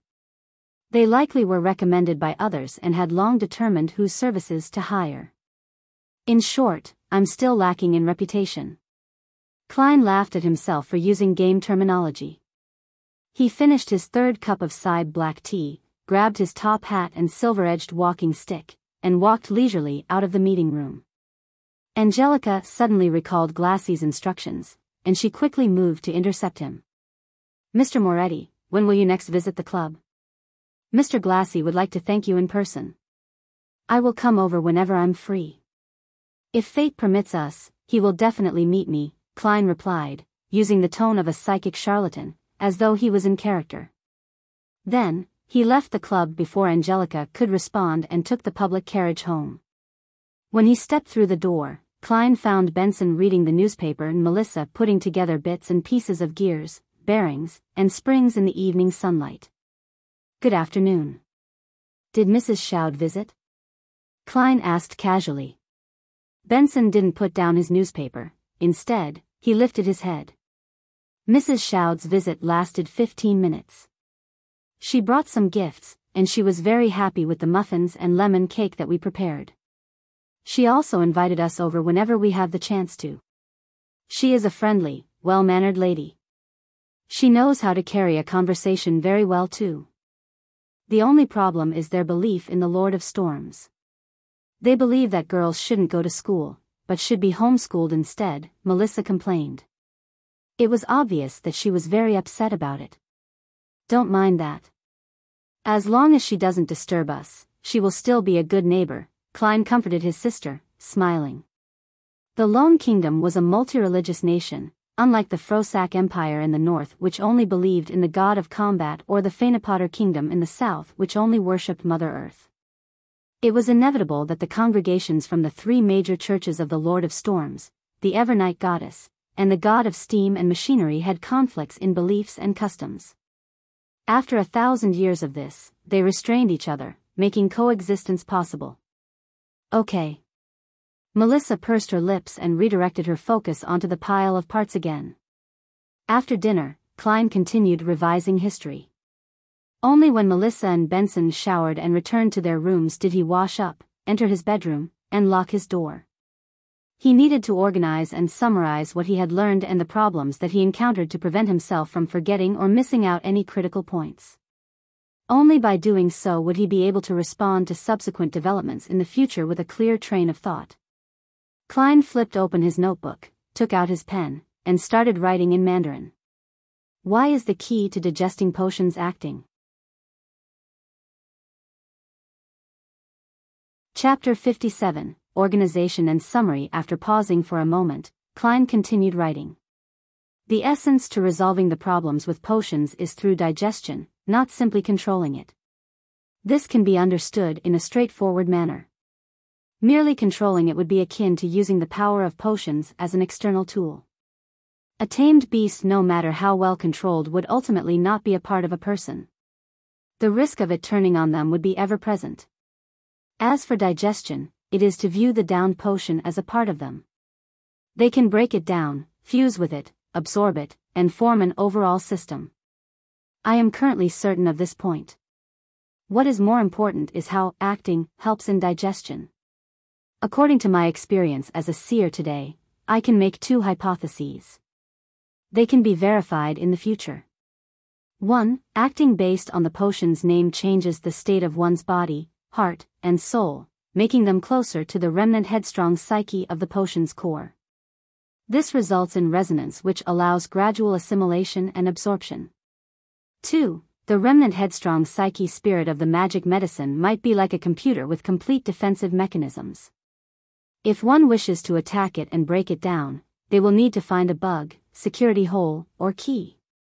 The name of the potion provides a corresponding clue. Thus, we can disguise our body, heart, and soul as part of the system through acting, and so we deceive the system's defenses. This line of thought is similar to Emperor Roselle's description. No matter which guess is right, there is no escaping the body, heart, and soul, for they are the only bridge between acting and the power of potions. Klein put down his pen and looked at the paragraph of text. For a moment, he even wanted to thank the education he received from the Footaholic Empire.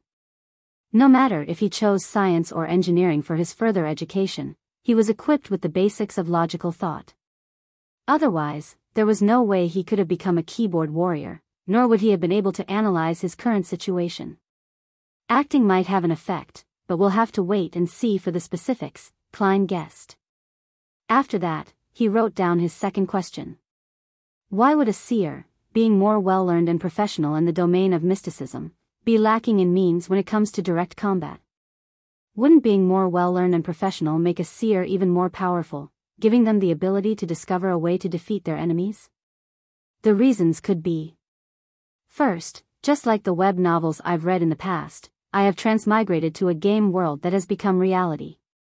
Thus, different jobs come with different specialties that have to be balanced against each other. But up to this point, there has been no sign of this world being a game, nor are there signs of mission-like developments. I'll put this reason on hold, but it's very unlikely. Second, the fundamental law of this world is balance. The Creator made this world with the core idea of balance. Third, potions at the same sequence level would have the same level of power. It is the most optimal state based on what our forefathers found out and summarized. Exceeding this level of power would make it easier for one to collapse and lose control. Below this level of power would make it such that one would not obtain the desired beyonder powers. Thus, under the situation of a balanced power level, being stronger in one area would naturally mean that one is weaker in another area. Fourth, everything in this world originated from the same source. They were formed by the remnants of the Creator. Thus, everything in this world is technically fragments of the Creator, and the fact that they have to complement each other would mean that there are inherent shortcomings to an individual. I am leaning towards the third and fourth reasons, but the latter stems from an unconfirmed myth and can only serve as a guide. Thus, I shall use the third reason as a guide, and try to ascertain it using my current knowledge in future studies. At this point, Klein had already written 2 full pages but did not stop.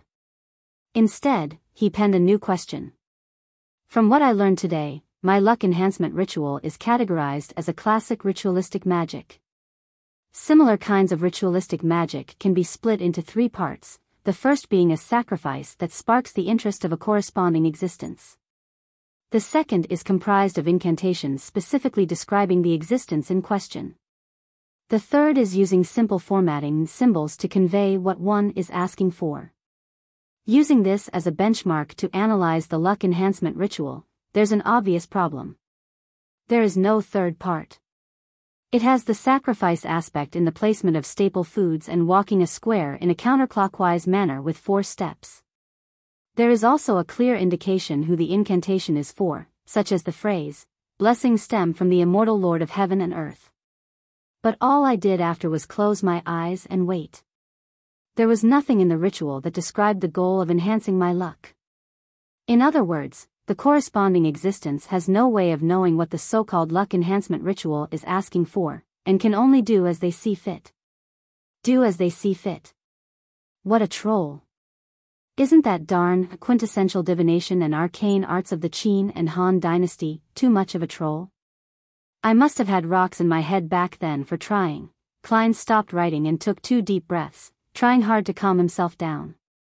He spat out a foul breath and continued writing. I can consider redesigning the ritual, making it more complete. The motive of the ritual shall be to return to Earth, back to the world with my parents and friends. Then here comes the question, was the entity truly acting on a whim? Or is there a deeper meaning to it? Also, is the entity that the descriptive incantations point towards in this world the same one from Earth? If so, the difference in results between the first and second ritual could be explained as the entity doing as it wishes. But the results of me appearing above the gray fog during the second and third time, while being able to connect to justice and the hanged man has basically no differences. Why would that be so? If the fourth ritual tomorrow afternoon shows me the same stable results, that would mean that the effects are consistent. That would mean that the unknown entity has an agenda I do not know about. If that is the case, adding new descriptions and requests would not get me a clear response. In fact, it might complicate the ritual and result in adverse effects. Would the difference between the first ritual and the subsequent rituals, under the premise that the entity I called upon is the same one, mean that the results would be different depending on the world I'm in? It is like I am using a different interface. Then how can I design it to obtain my desired outcome? If I think that the entities behind the first and subsequent rituals are different, some of the questions can be perfectly answered. But similarly, the stability of the results in the second and third rituals would mean that the entity I am praying to has a certain agenda, and there is no way I can change that for the time being. The most important question is the identity of the entity that the ritual is directed. Where is he, and why doesn't he give me any clues or guidance?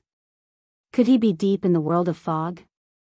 Can I treat him as an entity in slumber, an entity that would give fixed responses if I give him a certain stimulus, but would not interfere with what I do other than that? Then I can introduce a different ritual as a stimulus and conclude whether the feedback I receive is regular. That way, I can find the correct method of returning. But the problem lies in the possibility that he is not asleep. In that case, such tests might result in terrifying outcomes. It might be really dangerous. The first attempt must be conducted with extreme caution. The design must not anger the being. What a headache. I need more knowledge. Klein sighed and gave a summary. Finally, he wrote down other miscellaneous items. There are always formless voices resonating in my ears, shouting Hornaces and, was it saying Phrygia or Phagria? Hornaces is the mountain range dividing the Lone Kingdom and the Intis Republic. Its main peak is 6,000 meters above sea level. According to the records in the Antigonus family's diary, there existed a nation of the Evernight in the fourth epoch.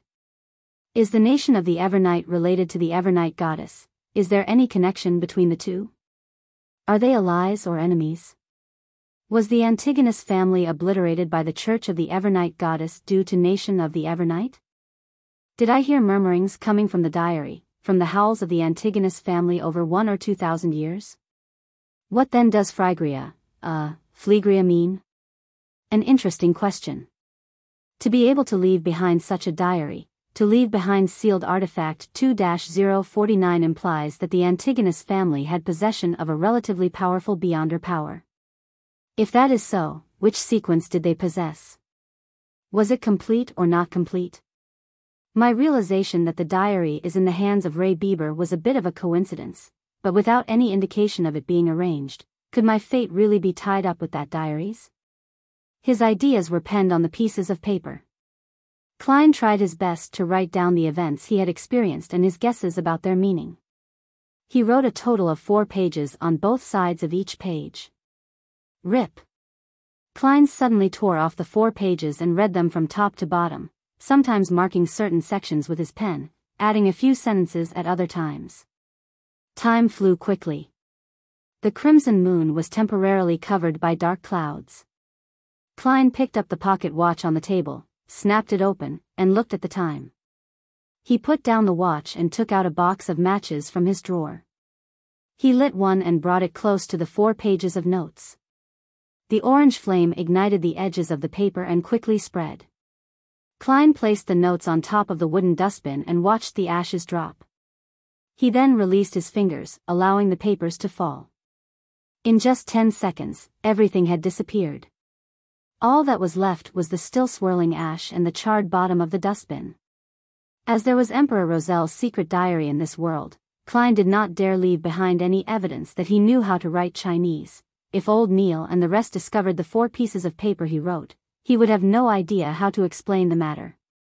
And while writing the confidential questions, Klein was worried that the one paying attention to his dreams would be able to see and decipher the contents no matter which language he used, be it Loan, Ancient Fasak, or Hermes. Therefore, he could only write notes in Chinese to organize and summarize. After he was done with the task, he burned the notes to leave no traces. And precisely because there was no way of saving, he set up a plan for himself.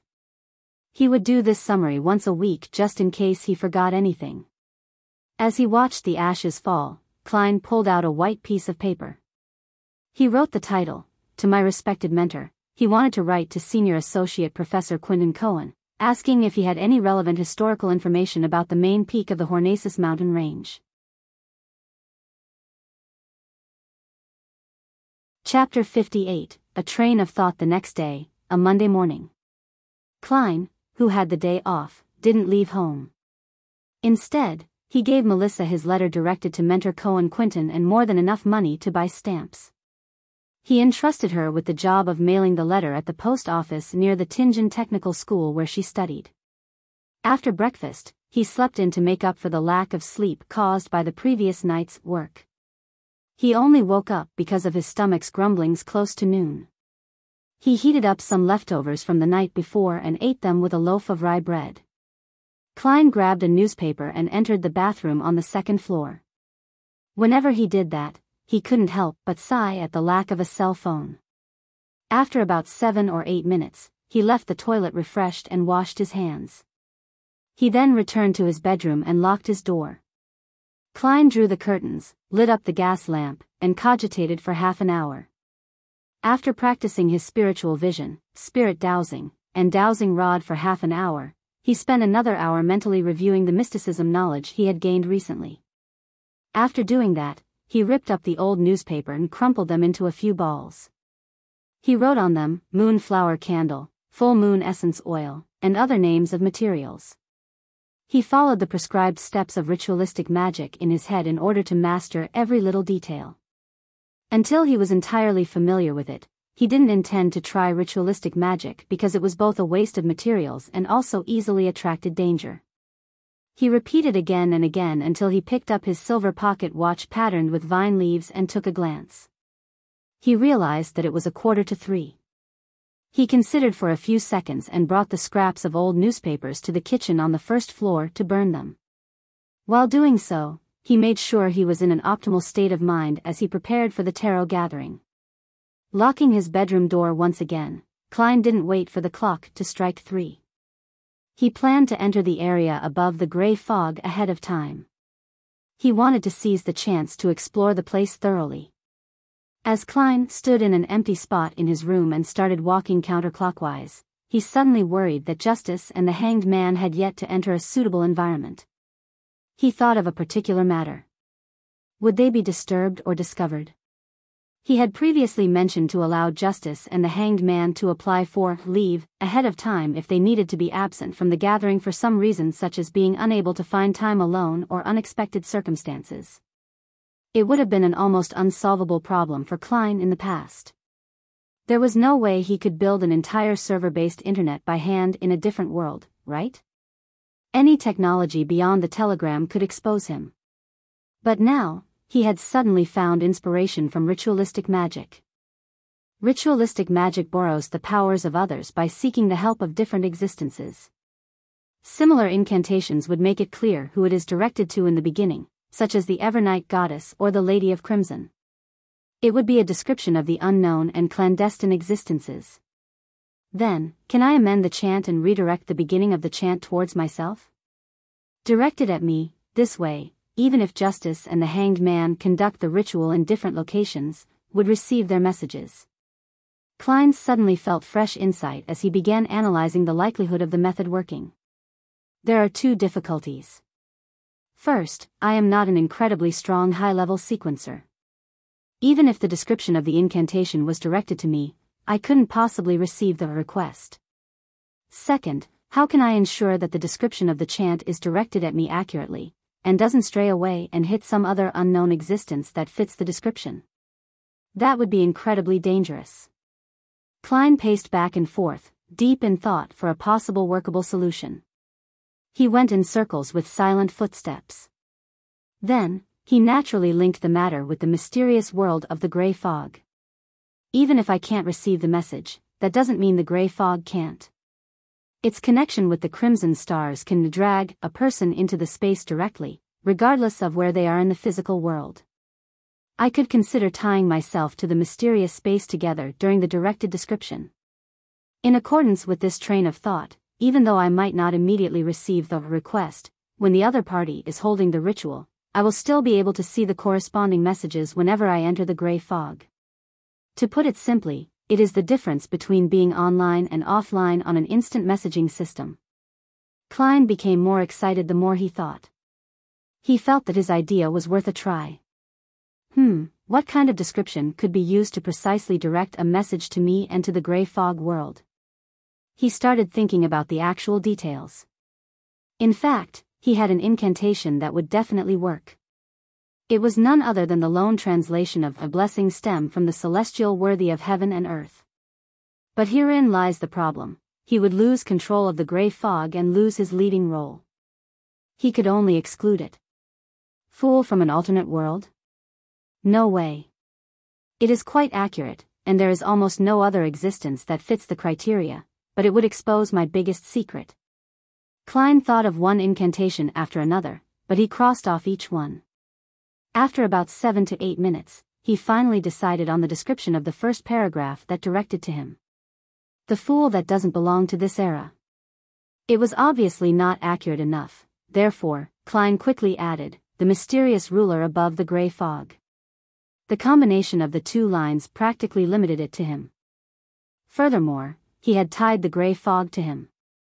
It's still a little short. I cannot eliminate the possibility that there are multiple spaces and rulers above the gray fog. I cannot eliminate the fact that the description might be directed to the spirit world. Klein creased his eyebrows and planned on making it more certain. He thought for a full minute and finally decided on the last part of the description. The king of yellow and black who wields good luck. It shared a similar meaning to blessing stem from the exalted the arch of heaven and earth. If the incantation purely depended on that part of the description, it might end up being directed away and provoking unknown dangerous existences. But with the first two lines as a limitation, and his experience of arriving above the fog through a similar incantation, he believed that the target's description could result in a perfect lock-on. Klein wasn't sure if casting the ritualistic magic with those three descriptions would be effective, but he was definite that it would not attract the attention of another existence, it wouldn't throw Justice and the Hanged Man into danger. Klein heaved out a long sigh and recited the incantation that he had decided upon. The fool that doesn't belong to this era, you are the mysterious ruler above the gray fog, you are the king of yellow and black who wields good luck. He nodded his head slightly and took out his pocket watch to confirm the time. It's already 2:58. Without further thought, Klein put away his pocket and entered cogitation. Soon he chanted and took 4 steps counterclockwise to form a square. The most ferocious noises and heart-stirring roars were heard once again. He felt the headache that was even harder to deal with than the pain of consuming the seer potion. The pain was not a sharp pain that tore through his head. It was a throbbing pain that made him manic and irrational. It was a pain that left him in chaotic confusion. Klein controlled himself using cogitation and tried hard to ignore the voices. The muttering and murmurs receded like the tides. His body became ethereal, along with his spirituality. Everything seemed to float. The boundless gray fog appeared before his sight, the crimson stars at varying distances from him, just like pairs of eyes. Above the gray fog stood the palace, lofty and towering like the home of a giant. It was as though it had been there for millions of years. All Klein did was will it, and he disappeared from where he was, reappearing at the seat of honor at the long bronze table with 22 high-back chairs. The effect of the ritual is definitely fixed, Klein muttered. He tapped his glabella gently and allowed the fog to engulf him, once thicker than before. According to the description of the hanged man, if Justice had become a spectator, it would be best not to reveal any of his tics before her. Without any time for exploring, Klein extended his right hand and formed an invisible connection, connecting him to the two familiar crimson stars. On the roaring blue waves of the Sonia Sea, an ancient sailboat was sailing with the wind. Alger Wilson locked himself in the captain's cabin and made Ghost Ship provide him the best protection. He opened the pocket watch before him and laid it next to the brass sextant. The clock was ticking without joy as it exuded nervousness. When the hour hand, minute hand, and second hand aligned, there was an explosion of crimson before Alger Wilson. It ignored the layers and layers of protection he had placed over himself. Sigh. His sigh reverberated across the captain's room. Backlund, Empress Burrow. Audrey Hall laid against a down feather pillow and glanced at the yellow paper in her hand. Her gem-like eyes looked like they had two souls spiraling slowly in them. Her gaze was calm and cool, as if she were waiting for a play to begin. As the crimson red erupted, she looked at herself being swallowed with complete detachment. Above the gray fog, in the magnificent palace, on the ancient and modeled long bronze table. Klein, who had already activated his spiritual vision, looked over when Audrey Hall's figure began to form. He was not surprised to see that the colors deep in her aura had blended together. It became pure and serene, like a lake that was clear and reflective. She really did become a beyonder. Klein was just about to move his gaze away when he suddenly saw the chair belonging to Miss Justice change. The bright stars on the back of the chair moved swiftly, forming an illusory constellation that didn't belong to reality. That constellation was familiar to Klein because it was one of the symbols of mysticism. It was a symbol that represented Giant Dragon. Spectator. Giant Dragon. Klein restrained himself from shaking his head and looked over at the back of the hanged man's chair. Typically speaking, it was impossible for him to see the back of the chair from his angle, but this was where he was in control. Everything presented itself according to his will. The constellation on the back of the chair had not changed, but since Klein had grasped the basics of mysticism, he wasn't as ignorant as before. He could recognize that it was the symbol of windstorm. Sailor. Keeper of the sea. Windstorm. That's reasonable. The color deep in the hanged man's aura is much purer than it was. Has he leveled up? Oh yeah, what about the symbol behind my chair? Klein suppressed his impulse to look, rapped the edge of the long table thrice just like before, and smiled as he said, "Congratulations, Miss Justice, you are a beyonder now." He can tell straight away. Audrey was stunned and smiled faintly. "Thank you, Mr. Fool, and thank you, Mr. Hanged Man." "That was much faster than I thought," Alger Wilson said honestly. Klein didn't continue the topic but tapped his glabella and said with a smile, "Lady, sir, have either of you found Roselle's diary?" Chapter 59, Roselle's Origins. Upon hearing the fool's question, Audrey did not immediately answer like in the past. Instead, she widened her crystalline eyes and glanced at the hanged man with a scrutinous attitude. Alger subconsciously subdued his body motions. After a few seconds of silence, he said, "I found 2 pages of the Emperor Roselle's diary and have memorized their contents." "I have 1 page," Audrey, whose vision was obscured by the fog, said as though she was removed from the conversation. "Pretty good." Klein did not allow his joy or his disappointment be noticed from his voice. He felt joy as there were 3 full pages, but disappointment also because there were only 3 pages. Their initial search for the diary was definitely easier, for all they had to do was ask through their connections and channels they were already familiar with. Collecting the pages would become more and more difficult as time went on, as it would involve more and more elements. Should we express them now? Audrey inquired with a calm tone. Yes. Klein simply nodded. He maintained his posture without any change. He had to be cautious in front of a spectator. As he finished his sentence, pieces of yellowish-brown goatskin parchment and dark red fountain pens appeared in front of Audrey and Alger. The two of them picked up their pens and started to recall the symbols they had seen. They also infused the emotions of expressing them out. Silently, lines of text appeared on the goatskin. Some of them appeared proper, some delicate, others slanted. In a mere minute, the contents that Alger and Audrey had forcibly memorized were all written. Klein willed the 3 pieces of parchment into his hands. He gave the pages a cursory glance and realized that some of the grammar was wrong. There were also missing and wrong words in the content. But experimentation had proved that incorrect sequencing of words to some extent did not affect the overall comprehension of Chinese. Klein was also not afraid of missing words, since he often read web novels filled with censored asterisks. April 8th. I stood at the bow of Black King and stretched my arms, saying to Grimm and Edwards, "My fortune is yours for the taking, but you'll have to find it first." I left everything I own at the ends of the fog sea. They did not understand my humor at all and even asked if I really had other treasures. How boring. You can't be my 4 horsemen of the apocalypse if you keep at that. April 11th.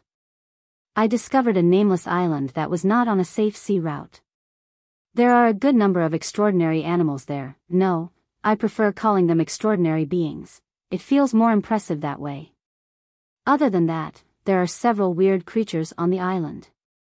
I believe that if Darwin had been transmigrated there is no way he could have written his theory of evolution. April 15th. Grimm has suddenly become a little odd.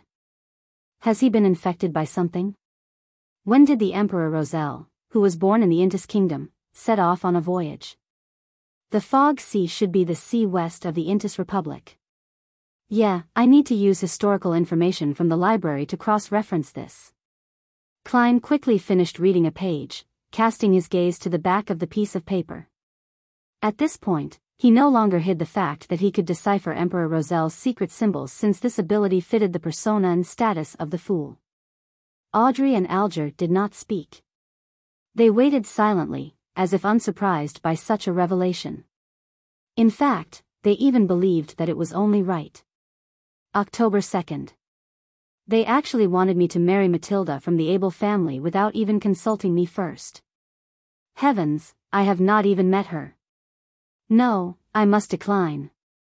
Even if I were to run away from home and survive on my own and suffer the vicissitudes of life, I must fight against this marriage. October 5th, Miss Matilda is really pretty. October 6th. Her personality and her demeanor is just my type. I am starting to look forward to the marriage. Hey, Emperor, where's your integrity? Klein leaned back into his seat, not allowing his emotions to pass through the fog. He realized that Gustav did not write in his diary every day early on. Most of the time, he would only write in the diary when there were certain events that he needed to lampoon, record, or to vent his emotions. He shifted his gaze downward. Klein looked at the last sentence of this page. October 9th. They actually called me the son of the steam. I like that very much.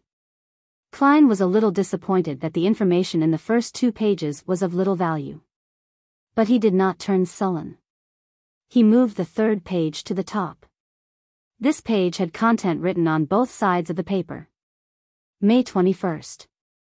The Church of the God of Craftsmanship gave me 2 choices, 2 beginning sequence pathways. One of them is the Savant.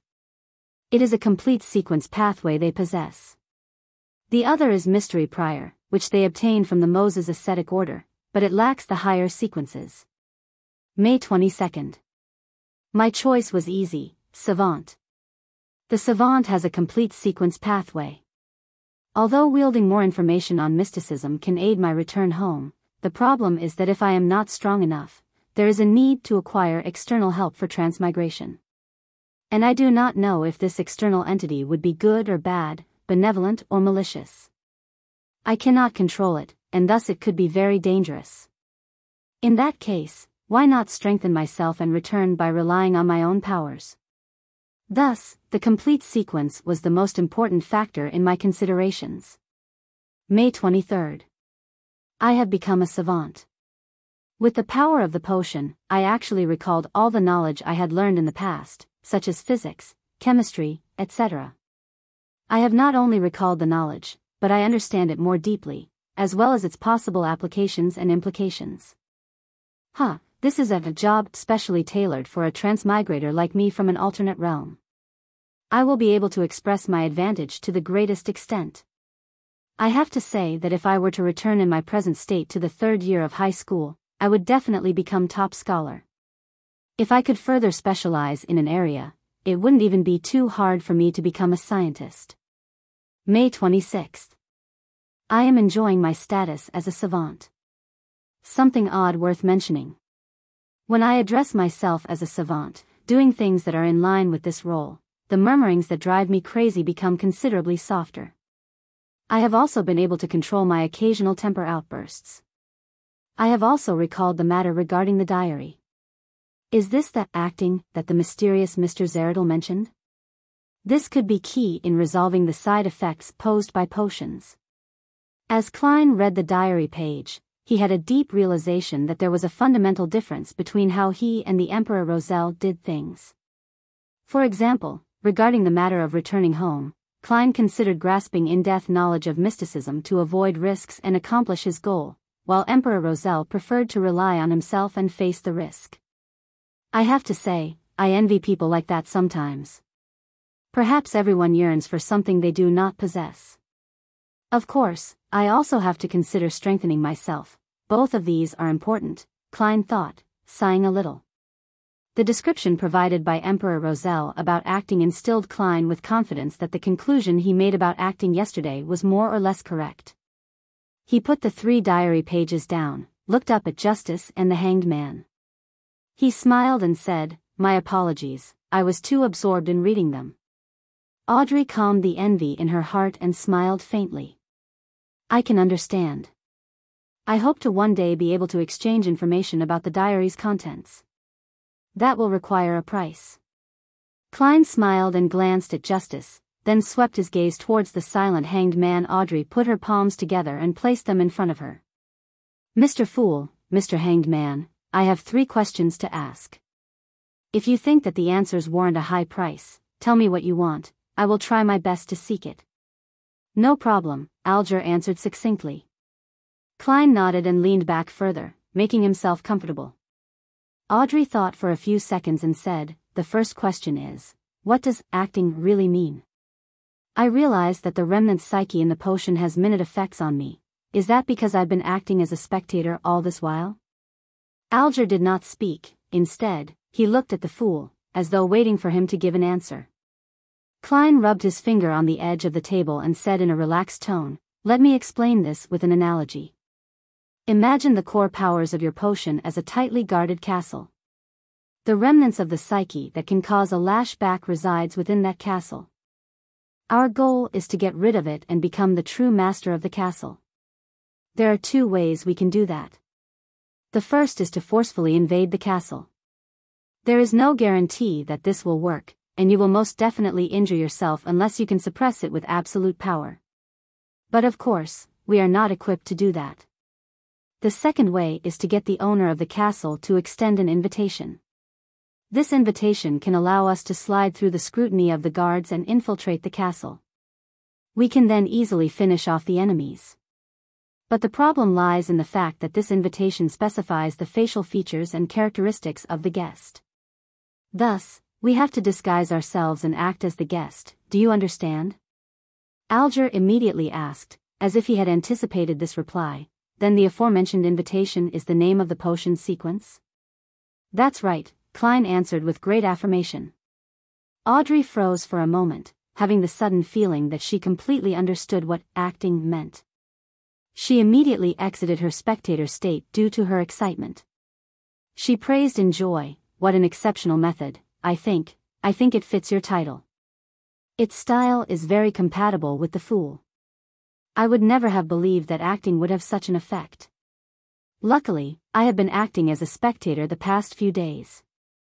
She paused for a moment before saying, I think that this is a very valuable answer. My heart is not at ease accepting it for nothing. Mr. Fool, what do you need in exchange?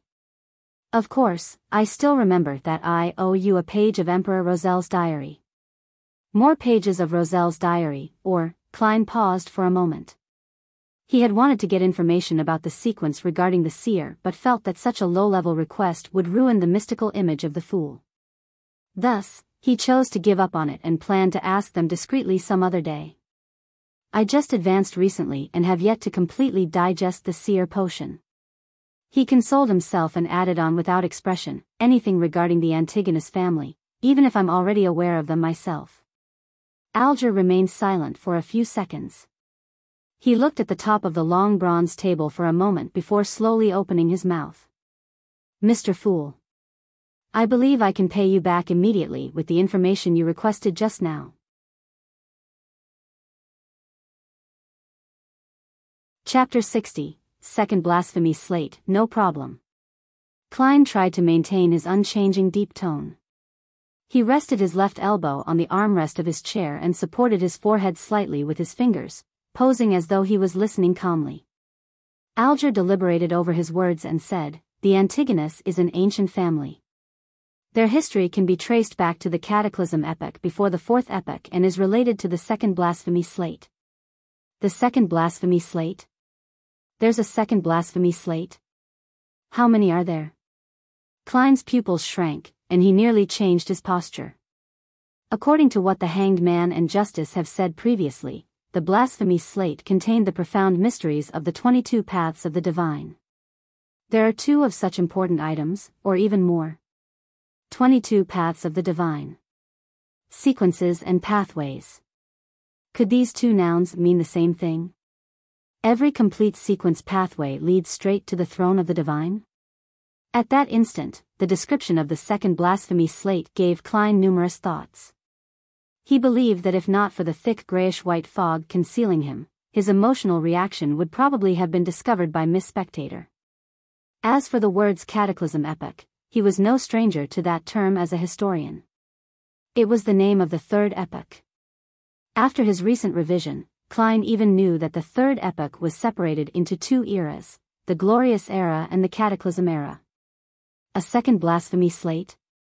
Audrey plainly revealed her ignorance on the matter. Before she calmed her emotions, she returned to her spectator state. Nice question. Klein secretly cheered for Miss Justice. It was a question inconvenient for him to ask as the Fool. Alger stole a glance at the Fool and noticed that his posture remained the same, nor did he make a sound. Hence, he thought and answered, the First Blasphemy Slate appeared in the Dark Epoch, which is the second epoch where we humans struggled to survive under the protection of gods. The Second Blasphemy Slate appeared at the end of the Third epoch. It could even be said that its appearance symbolized the end of the Cataclysm epoch. The content of the 2 blasphemy slates is kept secret by the 7 major churches. I only know bits and pieces of it. I only know that they involve the pathways to godhood, but I am not sure of the differences between them. Was the blasphemy slate that Emperor Roselle saw the first or the second?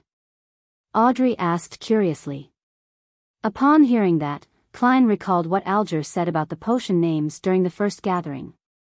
He said that the names of the sequence potions were derived from the blasphemy slate. Similarly, Captain had also mentioned that the formation and completion of the potion system was thanks to the birth of the blasphemy slate. That indirectly confirms that the pathways to godhood are the sequence pathway. Klein answered his earlier question silently. Then Alger simply replied, the second one. The glint in Audrey's eyes diminished and she returned to her spectator state. She did not continue asking questions. Instead, all she did was focus her gaze on the Hanged Man. It was obvious that her scrutiny made Alger uncomfortable, but he suppressed the emotions within him. He lowered his voice and continued, during the Solomon dynasty in the Fourth epoch, although the Antigonus family was considered an illustrious part of the aristocracy, they didn't do anything very memorable until they supported the establishment of the Tudor Empire. They then stood right in the middle of the stage of northern continent. In that period, Antigonus, Ammon, Abraham, Jacob, and others were illustrious names of the human kingdom. However, after the War of the Four Sovereigns, the Blood Emperor from the Tudor Empire perished. They fell from the top of their pedestal and are now hunted by the seven gods. I am not sure about the actual process, but I do know that the Antigonus family was destroyed at the hands of the Church of the Evernight Goddess. Mr. Fool, if you'd like to know more, I am afraid that you can only obtain the information from the Church of the Evernight Goddess or from the few ancient secret organizations. You know which few I am referring to. I don't. Klein nodded while feeling bitter inside. Okay. The secret order is one. Captain and Old Neil mentioned the Moses Ascetic Order. I wondered if the psychology alchemists count. While he mentally checked off the candidates, Alger provided him with the last bits of information. I similarly have no idea which sequence pathways the Antigonus family held. There are only two adjectives that appear repetitively in the descriptions of the Antigonus family, and those are strange and terrifying. Strange and terrifying. Thinking back to the notebook, the original Klein and his classmates, and what happened to Ray Bieber's mother, it really is aptly worded. Klein continuously rapped the edge of the long table with the tip of his finger a couple of times. Then, he slowly began to speak. Very well, I am satisfied with the payment. The reason he continuously rapped the long table lightly with his fingers was to emphasize the action, to make Justice and the hanged man believe that he had a habit of rapping in order to conceal the fact that the same motion was used to activate and deactivate his spirit vision. It's my pleasure. Alger did not say anything else. Audrey took a look at the hanged man and then the fool. She smiled faintly and said, then, I shall ask the second question. What is the name of the subsequent potion for Spectator? Where can I find the clues? I'd also like to ask so straightforwardly, but different choices lead to different difficulties.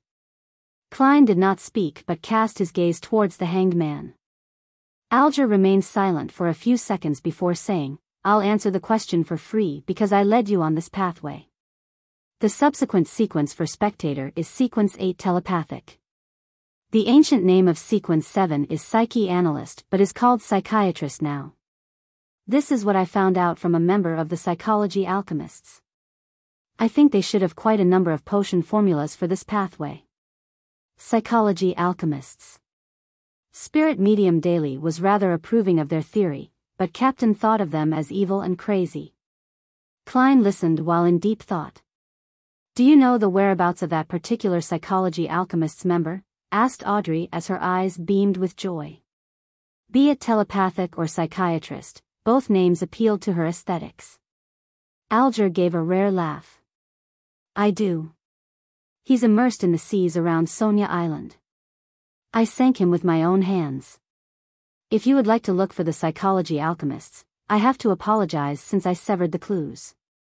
He was not worried that Justice would find his identity through his description because he did that on his own, out of the public eye. Sank, Audrey was at a loss how to reply or what expression to wear. She drew a deep breath and suddenly failed to maintain her spectator state. She asked bashfully, the third question. If, and I'm saying if, a normal animal were to drink a Sequence 9 potion, what would happen? What kind of a question is that? Klein tapped his glabella unnoticeably with his finger that was supporting his forehead. Very quickly, he saw the changes in color and noticed that Audrey's emotions had turned frantic, nervous, and a little ashamed. Could she have done something that stupid? Klein was astounded, but didn't find it strange. After the past two gatherings, he was certain that Miss Justice was quite an airhead. The hanged man, Alger, was obviously dumbfounded as well. He took a while to reply. Normal animals do not have the brains of humans. They wouldn't be able to learn cogitation in a timely manner. Therefore, it would most likely lead to immediate death or a breakdown into a monster. However, if they survive the initial ingestion of the potion, they should become an extraordinary creature. If the potion has the ability to enhance their intelligence, they can even become smarter. All right. Audrey breathed out a silent sigh and nodded while saying with a relaxed tone, "I have no other questions." Alger considered for a moment and did not mention matters regarding the Aurora Order or the listener. Similarly, he shook his head and said, "Nor do I. I have something." Klein didn't change his posture but said with a smile, "It will require your cooperation." He had yet to turn off his spirit vision, and he immediately saw that the hanged man was showing signs of nervousness, while Miss Justice was too simple-minded to show fear or carefulness. Before they could reply, Klein comforted them, "Don't worry. It's trivial. If it succeeds, it will be beneficial to you, so I wouldn't be paying extra remuneration. Go ahead." Audrey instinctively entered the spectator state, but she couldn't see through the thick gray fog engulfing the fool. "As you will," Alger replied, steadying himself. Klein moved his fingers and smiled when he said, "Previously, I said that we would do some experiments to enable you to ask for a leave of absence. That way, you do not have to worry if you have to be somewhere inappropriate on a Monday afternoon. That's our wish." Audrey loosened her tightly knitted eyebrows. Alger thought and said, "What do you need us to do?" "You could try a piece of ritualistic magic during your free time. It need not be too formal. As long as you are in an environment that won't be disturbed. Put 4 brand new candles on an altar, placed on 4 corners respectively. It's best if they are candles with a sandalwood scent. Put a loaf of white bread near the candle on the top left corner, a bowl of Phanepotter noodles near the candle on the top right corner, paella by the candle on the bottom left corner, and a desi pie by the candle on the bottom right corner. Use a silver knife to make a sealed spiritual environment." Klein described his modified version of the luck enhancement ritual and taught Miss Justice how to create a spiritual environment for free. To be frank, as the ritual was targeted at himself, Klein believed that the former part, which was intended to attract the interest of an entity, could be omitted completely. However, he still worked hard to make the procedure seem important. Of course, it didn't comply with what old Neil taught about gods being second and oneself being third. Mix moon flowers, gold mint, slumber flowers, fingered citron, and rock rose together, then distill it. Extract it for its essential oil, then pour a drop onto each candle. Audrey listened with piqued interest as she recorded all that he said. When he was done, she asked, "What about the incantation?" "Mr. Fool, what's the corresponding incantation?"